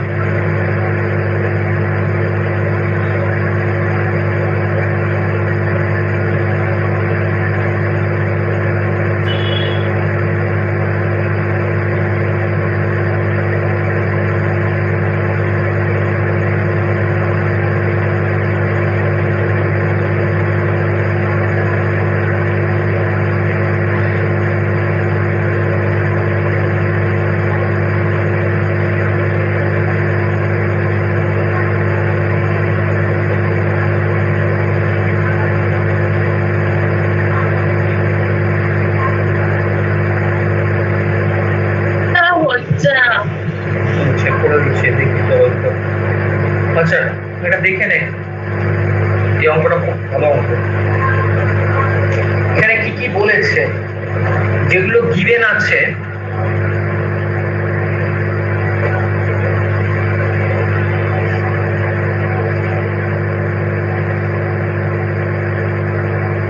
আচ্ছা, ফার্স্ট প্রবলেমটা দেখি। The three level memory system having cache access time হচ্ছে 15 nanosecond and disk access time। আচ্ছা এখানে প্রথম হচ্ছে disk access time 80 nanosecond. disk access time মানে এটা কি?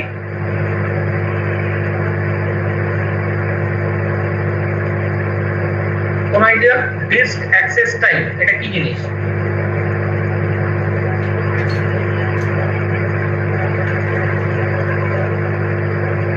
disk access টাইমটা কি? Secondary memory. একদম সেকেন্ডারি মেমোরি অ্যাক্সেস টাইম, সেটা বলেছে 80 nanosecond. As a cache hit ratio হচ্ছে 0.96 and main memory hit ratio হচ্ছে 0.9। what would be the main memory access time to achieve efficiency access time? Effective access time হচ্ছে 25 nanosecond. Okay hello, it's a very interesting problem. এখানে বলে দেওয়া আছে যেটা, সেটা হচ্ছে ক্যাশ অ্যাক্সেস টাইম যেগুলো গিভেন আছে। টিসি আমরা নিয়েছিলাম আগে, TC is equal two 15 nanosecond, এটা গিভেন আছে। দুই ডিস্ক অ্যাক্সেস টাইম, ঠিক আছে, এটাকে যাবারে কিছু ধরে নেন, টি ডি এরকম একটা কিছু একটা ধরে নেন, টিএস সেকেন্ডারি মেমোরি একটা স্পেস ধরে নিচ্ছি আর তাহলে secondary memory TS access time এটা বলে দেওয়া হচ্ছে কত? 80 ন্যানোসেকেন্ড। ক্লিয়ার? তাহলে এটা বলে আছে। হিট রেশিও, দুটো হিট রেশিও আছে, একটা হচ্ছে ক্যাশ হিট রেশিও আর একটা হচ্ছে মেইন মেমোরি হিট রেশিও, ঠিক আছে? তাহলে আমরা এখানে প্রথমে একটা কথা বলেছি 0.96 টা কার হিট রেশিও, এটা হচ্ছে গ্যাস হিট রেশিও হচ্ছে 0.96, ঠিক আছে? তাহলে আমরা এইটাকে বলছি যে এইচ সি ক্যাশ মেমোরি, এইটা হচ্ছে 0.96। আর ঠিক একই রকম ভাবে hit ratio main memory H M, এটা ইজ ইকুয়াল টু হচ্ছে 0.9। ঠিক আছে? তাহলে দুটো হিট রেশিও আমার গিভেন আছে। আমার যে বলেছে কত, সেটা হচ্ছে বলে দিয়েছে এবিজি, এটা বলতে হবে আমার 25 ন্যানোসেকেন্ড, এটা আমাকে বলতে হবে। তাহলে এবার কি বলেছে, আমাকে কি বার করতে হবে? আমাকে বার করতে হবে যেটা, সেটা হচ্ছে যে আমার এখানে বলছে সেটা হলো memory access time efficiency time, what would be the main memory access time. Clear? তাহলে আমার এখানে মেইন মেমোরি অ্যাক্সেস টাইম কিন্তু বলে দেওয়া নেই। Clear? Main memory access time বলে দেয়, এখানে সেকেন্ডারি মেমোরি অ্যাক্সেস টাইম বলে দেওয়া আছে, ঠিক আছে? তাহলে আমরা করে নিই যে আমাদের মেইন মেমোরি অ্যাক্সেস টাইম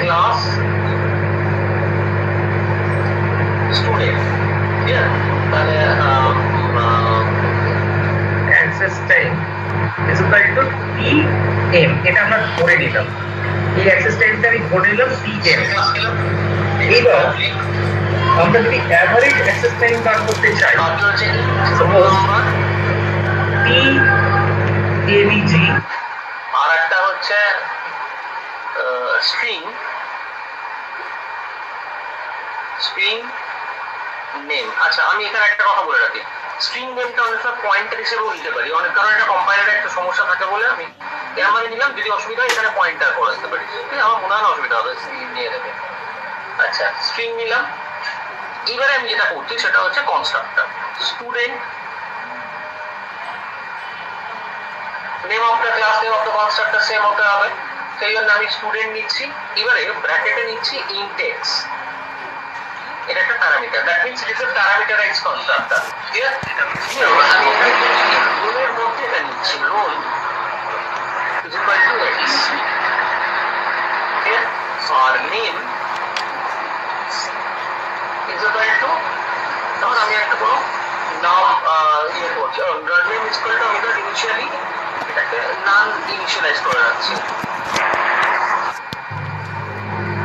কিছু দ্বিতীয় আমি নাম ইনিশিয়ালাইজ করে রাখলাম, পরে আমার এটা মেসেজ করে দিলাম না, আমি টিসি প্লাস নেক্সট হচ্ছে টিএম আর একটা আমি নিচ্ছি স্টুডেন্ট, প্লাস এটার নাম সেম, ক্লাসের নাম সেম, তাহলে এটাও আপনার অবভিয়াসলি এটাও একটা কনস্ট্রাক্টর। একই নামে যদি কনস্ট্রাক্টর আছে সেই জন্য এখানে যেটা করতে হয় সিগনেচার চেঞ্জ করতে হয়, ঠিক আছে, সেই জন্য এখানে দুটো প্যারামিটার আমি পাস করব, HM into suppose TC plus TM এবারে plus আর এম ইজ ইকুয়াল টু, আমি এখানে তাহলে এটা হলো কি, এটা হলো আর ক্লাস মেম্বার মানে তাদের নাম সহ ঠিক আছে, আমি কি করে পাবো এবার যদি আমরা ভ্যালুগুলো এটা তাহলে TC into HC into TC, এটা হচ্ছে heat ratio, যেহেতু বলে দিয়েছে gas heat ratio, তাহলে আমরা এটা heat ratio মানে আমরা ক্যালকুলেটর টাইম gas মেমোরির জন্য গেল। নেক্সট হচ্ছে HM, HM টা কি? HM হচ্ছে heat ratio of main memory, তাহলে heat ratio of main memory into যতগুলো আমি পেলাম না গ্যাসে সেই অ্যামাউন্ট, তাহলে 1 minus HC, গ্যাসে যতগুলো পেলাম না সেটা কিন্তু এটা, কিন্তু TC plus TM, কেন? গ্যাসকেও সার্চ করতে হলো, মেন মেমোরিকেও সার্চ করতে হলো, তবেই কিন্তু আমরা বুঝতে পারলাম যে এগুলো নেই। আর বাকি যেটা করে রইল সেটা হচ্ছে 1 minus HC, ঠিক আছে, গ্যাসে যেটা পেলাম না সেটার জন্য আমাকে 1 minus HM, তো কি হলো, কিন্তু একটা হচ্ছে কতটা মিস করেছে গ্যাসে, কতটা মিস করেছে আমার মেন মেমোরিতে, সেই দুটোকে আমরা মাল্টিপ্লাই করলাম করে সবকটা টাইম, কারণ এটা গ্যাস সার্চ করেছে, তারপরে মেন মেমোরি সার্চ করেছে, তারপরে মানে ব্যাপারটা কিরকম হলো, আমি তিনটে স্টেজ আমি এখানে দেখাচ্ছিলাম। প্রথম গ্যাস সার্চ করলো, তার জন্য একটা টাইম এলো, যদি না পাই তাহলে এইভাবে এলো, তার number TM, main memory search করলো, মেন মেমোরি সার্চ করলো, যদি না পাওয়া যায় তখন এখানে এলো, সেটার টাইমটা হলো T সেকেন্ডারি মেমোরি। তাহলে যেগুলো এটাতে পেলো না, এটাতে পেলো না, তারপরে এটাই পেলো, তার টোটাল টাইম কত লাগবে? এইটা বুঝার জন্য, এইটা কেন এটাকে বুঝতে ভালো নেই, তারপরে এখানে পেলো সেই জন্য এই টাইমটা লাগবে, তাহলে তিনটে টাইমেরই যোগ, তাহলে এইটা হচ্ছে সেই কারণে। সেটা কতগুলো? সেটা হচ্ছে একটা হচ্ছে এখানে যতগুলো মিক্স করলো 1 minus HC, আর এখানে যতগুলো মিক্স করলো তাদের গুণফল, ক্লিয়ার? ওই জন্য 1 minus HC into 1 minus HM into তার মানে এটা স্টেপ বাই স্টেপ হয়, প্রথমে গ্যাস সার্চ করলো, না পেলে মেন মেমোরি সার্চ করলো, না পেলে তারপর কিন্তু আমার র্যাম সেকেন্ডারি মেমোরি সার্চ করলো। ওই জন্য এইটা হচ্ছে basically the formula for that. এবারে এইটা অ্যামাউন্টটা বলে দিয়েছে, এটা বলে দিয়েছে আমাদের কত হবে, যেটা বলে দিয়েছে 25, ঠিক আছে? এটা দেখ লাস্টে বলেছে যে মানে আমরা কত ক্যাশ মেমোরি অ্যাক্সেস, মানে টিএমটা আমাকে বার করতে হবে, এটা হতে গেলে আমার এই অ্যাভারেজ টাইমটা যেন 25 ন্যানো সেকেন্ড হয়। So this will be 25 nano second, তাহলে আমার টিএম হবে, বাকি কিন্তু সব আমার গিভেন থাকে। তাহলে বাকিগুলো যদি গিভেন থাকে তাহলে আমরা এখানে করে নিই 0.96 ইন্টু TC হচ্ছে আমার 0.96 into 15 প্লাস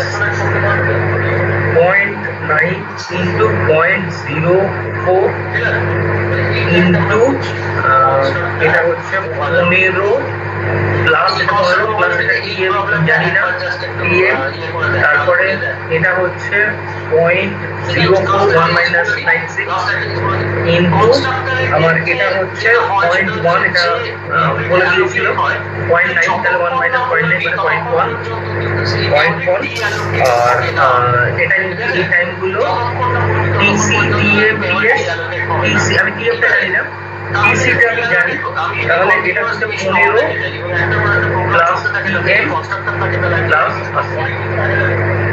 হলো এইটা আবার করে দেখো কত আসছে, ক্যালকুলেটর হবে না, এটা 15 প্লাস টিএম প্লাস 80, তাহলে এইবার এখান থেকে টিএম টা সব হলে বেরোবে টিএম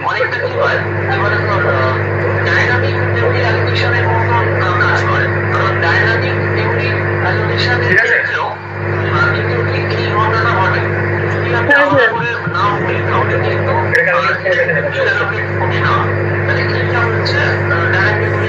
স্যার বলছি আমরা চলে যাবো মানে ক্লাস স্টার্ট হবে।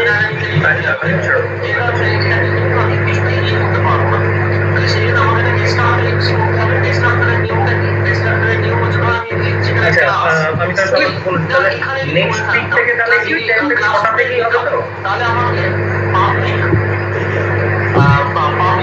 ঠিক আছে সবাই অনেকগুলো যেটা বলছি বল স্যার আমি নমস্কার বলছিল Sir, 2.08 seconds.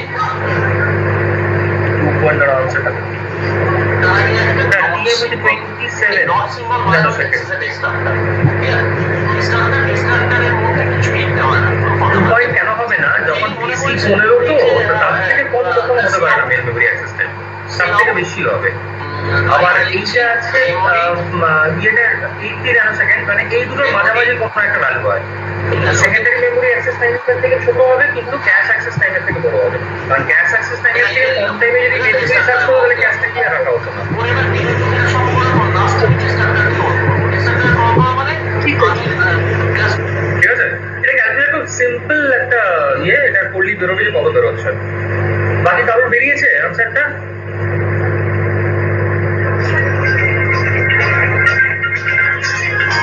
একবার দেখো আনসারটা কত আসছে।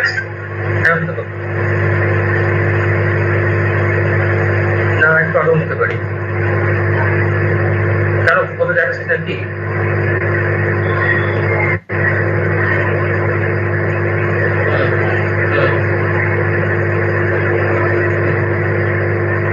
আচ্ছা সেই দিয়ে দেবে, ওটা সমস্যা নেই, মনে থাকবে না, মনে করাতে হবে, মনে করিয়ে দিবি একবার। আর একটা না হলে আমি আর একটা ট্রেডেই পাইথন পড়াচ্ছি, সেটা তুই মঙ্গলবার দিন রাখতে হবে, ওটাতে তুই জল করতে পারিস 1:30 বেশিক্ষণ দরকার লাগছে। আর সমস্যা হচ্ছে তোর এই টাইমটাকে নিয়ে। না না না না অ্যাকচুয়ালি তোর জন্য আমি অ্যালট করে রেখেছি, আলটিমেটলিটা তোকে যেটা করাবো বলে। শনিবার দিতে বারবার শুক্রবার দিতে বারবার শনিবার দিতে বারবার মিস হয়ে যাচ্ছে আর না হলে রোববার ওই দুটো থাকবে, দুটোর মধ্যে ঘুরিয়ে দিয়ে করাবো। জিততে হ্যাঁ রোববার তো জানি হবে, রোববার দিন আমার অনেক সময় হয় না, তো সেই জন্য ওইটা ঘুরিয়ে দিয়ে করাবো। জিততেও একটা করাতে হবে, গ্রাফিক্সটা ভালোই হয়েছে, পুরো গ্রাফিক্সে যদি হয়ে গেছে মাঝে মাঝে তোকে বলবো বল, তাই জিততেও হয়ে যাবে না। তুই জিত আর কি মনে নেই হলো আগের সেমিস্টারই পড়েছিস, তার আগেরটা ভুলে গেলে হবে নাকি? একটা সাবজেক্ট পুরো ভুলে গেলে হবে নাকি? একটা কম্পিউটার তুই হঠাৎ ভুলে আমি এটা প্রজেক্ট ডেভেলপ করতে পারবো না, কেন না আমি এটা ভুলে গেছি। শুনবে কোম্পানি না বলতে হবে, মাঝে মাঝে ইয়ে দেখে রাখবি, আমি করে রাখবো আগে থেকে, ওটা দেখে রাখবি। হ্যাঁ বলবো আগে থেকে বলবো, হ্যাঁ হ্যাঁ হ্যাঁ না না না ওটা আগে এগুলো রিভিশন হয়ে যাবে, একদম পুরো রিভিশন হয়ে যাবে, সুবিধা।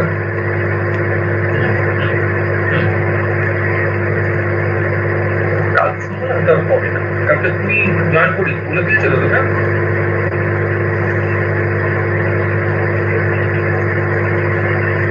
না না ওটা তো ওটা কি না ওটা কম্পিটিশন হবে নাকি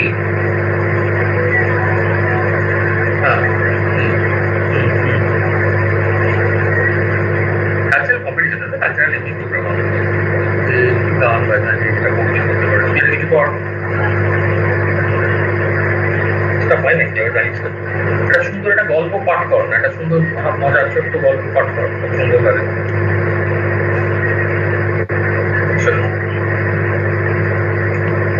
আচ্ছা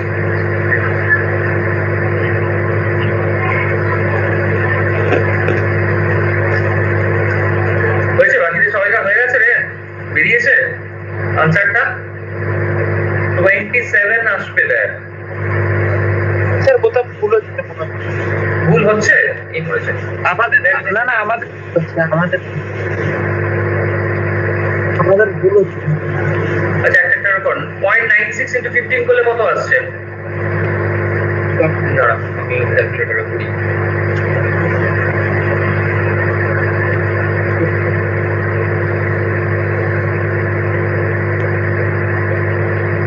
স্যার 14.4 বলো 14.4 হ্যাঁ 14.4 প্লাস এটা হচ্ছে 0.9 into 0.04 0.9 into 0.036 0.036 আচ্ছা এই অস্মিতা ইয়ে তোদের ক্লাস আছে তোরা চলে যা 15 প্লাস PM বলো প্লাস এটা কেজুয়াল 80 প্লাস 15 95 প্লাস TM এটা আর এটাকে হচ্ছে 0.4 মানে 0.004 তাই তো 0.004 আসছে তো ইন্টু এটা হচ্ছে 95 প্লাস TM বেশ এবার এই দুটোকে মাল্টিপ্লাই করতে হবে এটা হচ্ছে 14.4 প্লাস 15 ইন্টু 0.036 তাহলে হচ্ছে 0.54 প্লাস 0.036 TM আর এটা হচ্ছে 0.004 ইন্টু এটা কত জানো এটা হচ্ছে 95 এটা হলো 0.38 প্লাস 0.38 প্লাস 0.004 PM ওকে তাহলে এটা এগুলোকে যোগ কর 14.4 প্লাস 38 প্লাস এটা প্লাস এটা হচ্ছে 0.54 প্লাস 14.4 মানে হচ্ছে 15.32 এইটা দেখ এটা ভুল করলাম কিনা 15.32 আর এই দুটোকে যোগ করলে কত আসছে 0.36 প্লাস 0.36 প্লাস এটা কত আসছে 0.004 equal to এটা হচ্ছে প্লাস 0.364 PM এটা is equal to 25 nanosecond তাহলে এটা এদিকে গেলে 25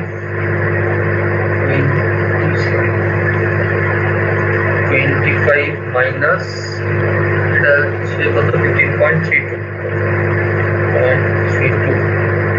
0.8 করো 9.68 তাহলে TM is equal to 9.68 divided by 0.364 because of 0.364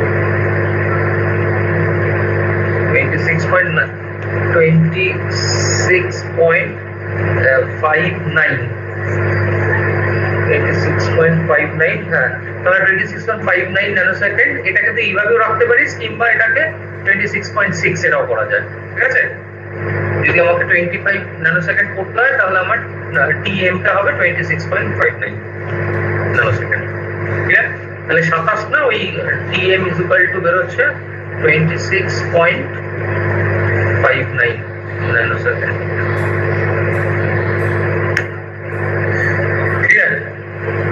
কিছু না, সিম্পল ক্যালকুলেশন করি। তাও একবার তোরা দেখে নিবি মধ্যিখানে আমি কিছু ভুল করলাম কিনা। प्रैक्टिस, सारा खेल शुरू होगा दोस्तों प्रैक्टिस। प्रैक्टिस क्या होती है जानते हैं? एक ही काम को बार बार करना। कितनी बार करना जानते हैं? जब तक आने ना लग जाए। बड़े बड़े उदाहरण हैं। ঠিক আছে, ऑस्ट्रेलिया इंडिया के मैच में ब्रेड हॉग ने सचिन तेंदुलकर को बोल्ड मार दिया। मेरी बात ध्यान से सुनिए। एग्जाम्पल बड़ा छोटा है, मर्म बड़ा है। एग्जाम्पल यद्यपि छोटा है, मर्म बहुत बड़ा है। इंडिया ऑस्ट्रेलिया के मैच में ब्रेड हॉग ने सचिन तेंदुलकर को बोल्ड मारा इन 2007। तेंदुलकर जब लौट के पेविलियन जाने लगा, ब्रेड हॉग के लिए बहुत बड़ा अचीवमेंट था, क्योंकि ब्रेड हॉग अभी नया था, नौसिखिया था 12 साल पहले। और तेंदुलकर का विकेट लेना अपने आप में बहुत बड़ी अचीवमेंट थी किसी बॉलर के लिए। उसने बोल्ड मारा था तेंदुलकर। मैच खत्म होने के बाद ब्रेड हॉग वो बॉल लेके as a souvenir Sachin Ramesh Tendulkar के पास गया और उसने तेंदुलकर को बोला, सर आप इस पे ऑटोग्राफ दीजिए, मेरी जिंदगी का बहुत सुनहरा दिन है आज कि आज मैंने आपको बोल्ड किया है सर। बड़ी खुशी खुशी में वो बॉल लेके गया एक ऑनर के साथ, और तेंदुलकर ने उसके ऊपर लिखा, ये दिन तेरी जिंदगी में फिर कभी नहीं आएगा, ये दिन तेरी जिंदगी में फिर कभी नहीं आएगा। और मैं आपकी जानकारी के लिए बता दूं, जब तक ब्रेड हॉग और तेंदुलकर इसके बाद खेले, कम से कम 30-35 एनकाउंटर हुए उनके, टेस्ट मैच में, वनडे में, T20 में, इवन IPL के अंदर।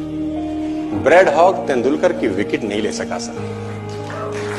ब्रेड हॉग तेंदुलकर की विकेट नहीं ले सका। मैं ये कहानी आपको क्यों सुना रहा हूं? मैं आपको कहानी ये इसलिए सुना रहा हूं कि उसने जब बॉल पे लिख दिया होगा ना कि ये क्षण तेरी जिंदगी में फिर नहीं आएगा, ये जाने के बाद वो बियर नहीं पी रहा होगा, पॉपकॉर्न नहीं खा रहा होगा, बर्गर सैंडविच डोसा नहीं खा रहा होगा, एक चीज कर रहा होगा।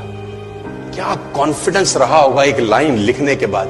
लिख दिया, अब उसको प्रूफ करना है, उस जैसा बन जा, उस लाइन को प्रूफ करने लायक बनना है उसको। कितनी प्रैक्टिस करी होगी कि इज्जत खराब ना हो जाए। आज आप लिख दो और फिर उस लाइन को प्रूफ करने के लिए अपने आप को मैं कहता हूं जला डालो। प्रैक्टिस का बहुत बड़ा खेल है। प्रैक्टिस से बड़े बड़े पहाड़ हिट गए। मैं एक कहानी सुना रहा था उस दिन भी किसी को, पाब्लो पिकासो की। पाब्लो पिकासो दुनिया के सर्वश्रेष्ठ पेंटर हुए, MF हुसैन से भी बड़े पेंटर हुए Pablo Picasso. Pablo Picasso New York में एक स्ट्रीट में घूम रहे थे तो एक लेडी उनसे टकराई। उस लेडी ने पहचान लिया, यू आर पाब्लो पिकासो, मैंने आपको पहचान लिया। भागी भागी गई, एक पेपर लेके आई और पाब्लो के हाथ में दिया। सर आप एक बहुत बड़े पेंटर हैं, can you draw something for me? क्या तुम मेरे लिए कुछ स्केच ड्रॉ कर सकते हो? उसने एक पेपर लिया, एक पेंसिल लिया और कुछ स्केच ड्रॉ किया उस लेडी के हाथ में। 30 सेकंड में पलट के दिया। उसने बोला, lady this is for you, this is a painting worth 50 lakh rupees. This painting cost 50 lakh rupees.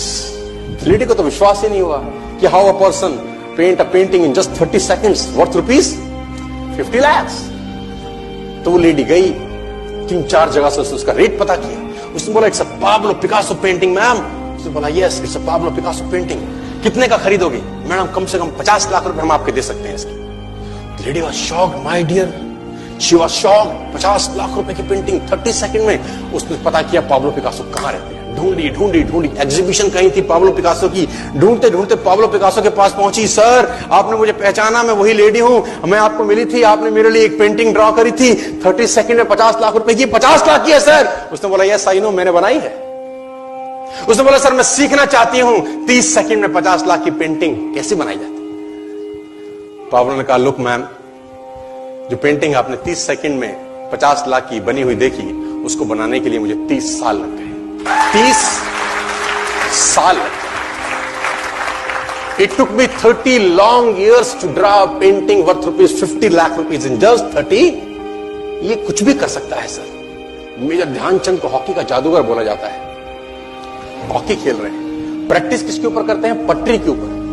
जो रेलवे ट्रैक है ना, उसके ऊपर प्रैक्टिस कर रहे हैं, बॉल और स्टिक लेकर को ऐसे घुमा रहे हैं कि बॉल गिरे नहीं, बैलेंस बना रहे हैं उसका। और मैच खेल रहे हैं, ओलंपिक के अंदर मैच खेलते रहे। लोगों ने स्टिक तोड़ के देखी कि साला इस आदमी का बैलेंस क्या है, ये चिपका के चलता है कि मैग्नेट लगा है लकड़ी में, क्या है? स्टिक में कुछ नहीं, क्या था? प्रैक्टिस। स्टिक में क्या था? प्रैक्टिस। हाफ टाइम तक एक गोल ना किया, मेजर ध्यानचंद से उसकी टीम ने पूछा, ध्यानचंद आज तुझको क्या हो गया, हाफ टाइम हो गया, कोई गोल नहीं है, मैच हार जाएंगे। ध्यानचंद ने बोला रोक दो मैच और पता करो, मेजरमेंट करो, ये गोल पोस्ट साला गड़बड़ है, इस गोल पोस्ट में कुछ गड़बड़ है। उसने बोला मेजर कैसी बातें करते हो, are you mad, it's Olympic, ये कैसे पॉसिबल है। उसने बोला मैं नहीं जानता। मेजर ध्यानचंद बहुत बड़ा नाम था। तो रेफरी आए, मेजरमेंट का इंस्ट्रूमेंट लेके आए, गोल पोस्ट मेजर किया, 2 फुट छोटा निकला। इतना कॉन्फिडेंस, एक्सट्रीम कॉन्फिडेंस है। प्रैक्टिस से दुनिया में बड़े बड़े कीर्तिमान होते हैं सर, और ये आपको जिंदगी में आसमान तक पहुंचा सकता है।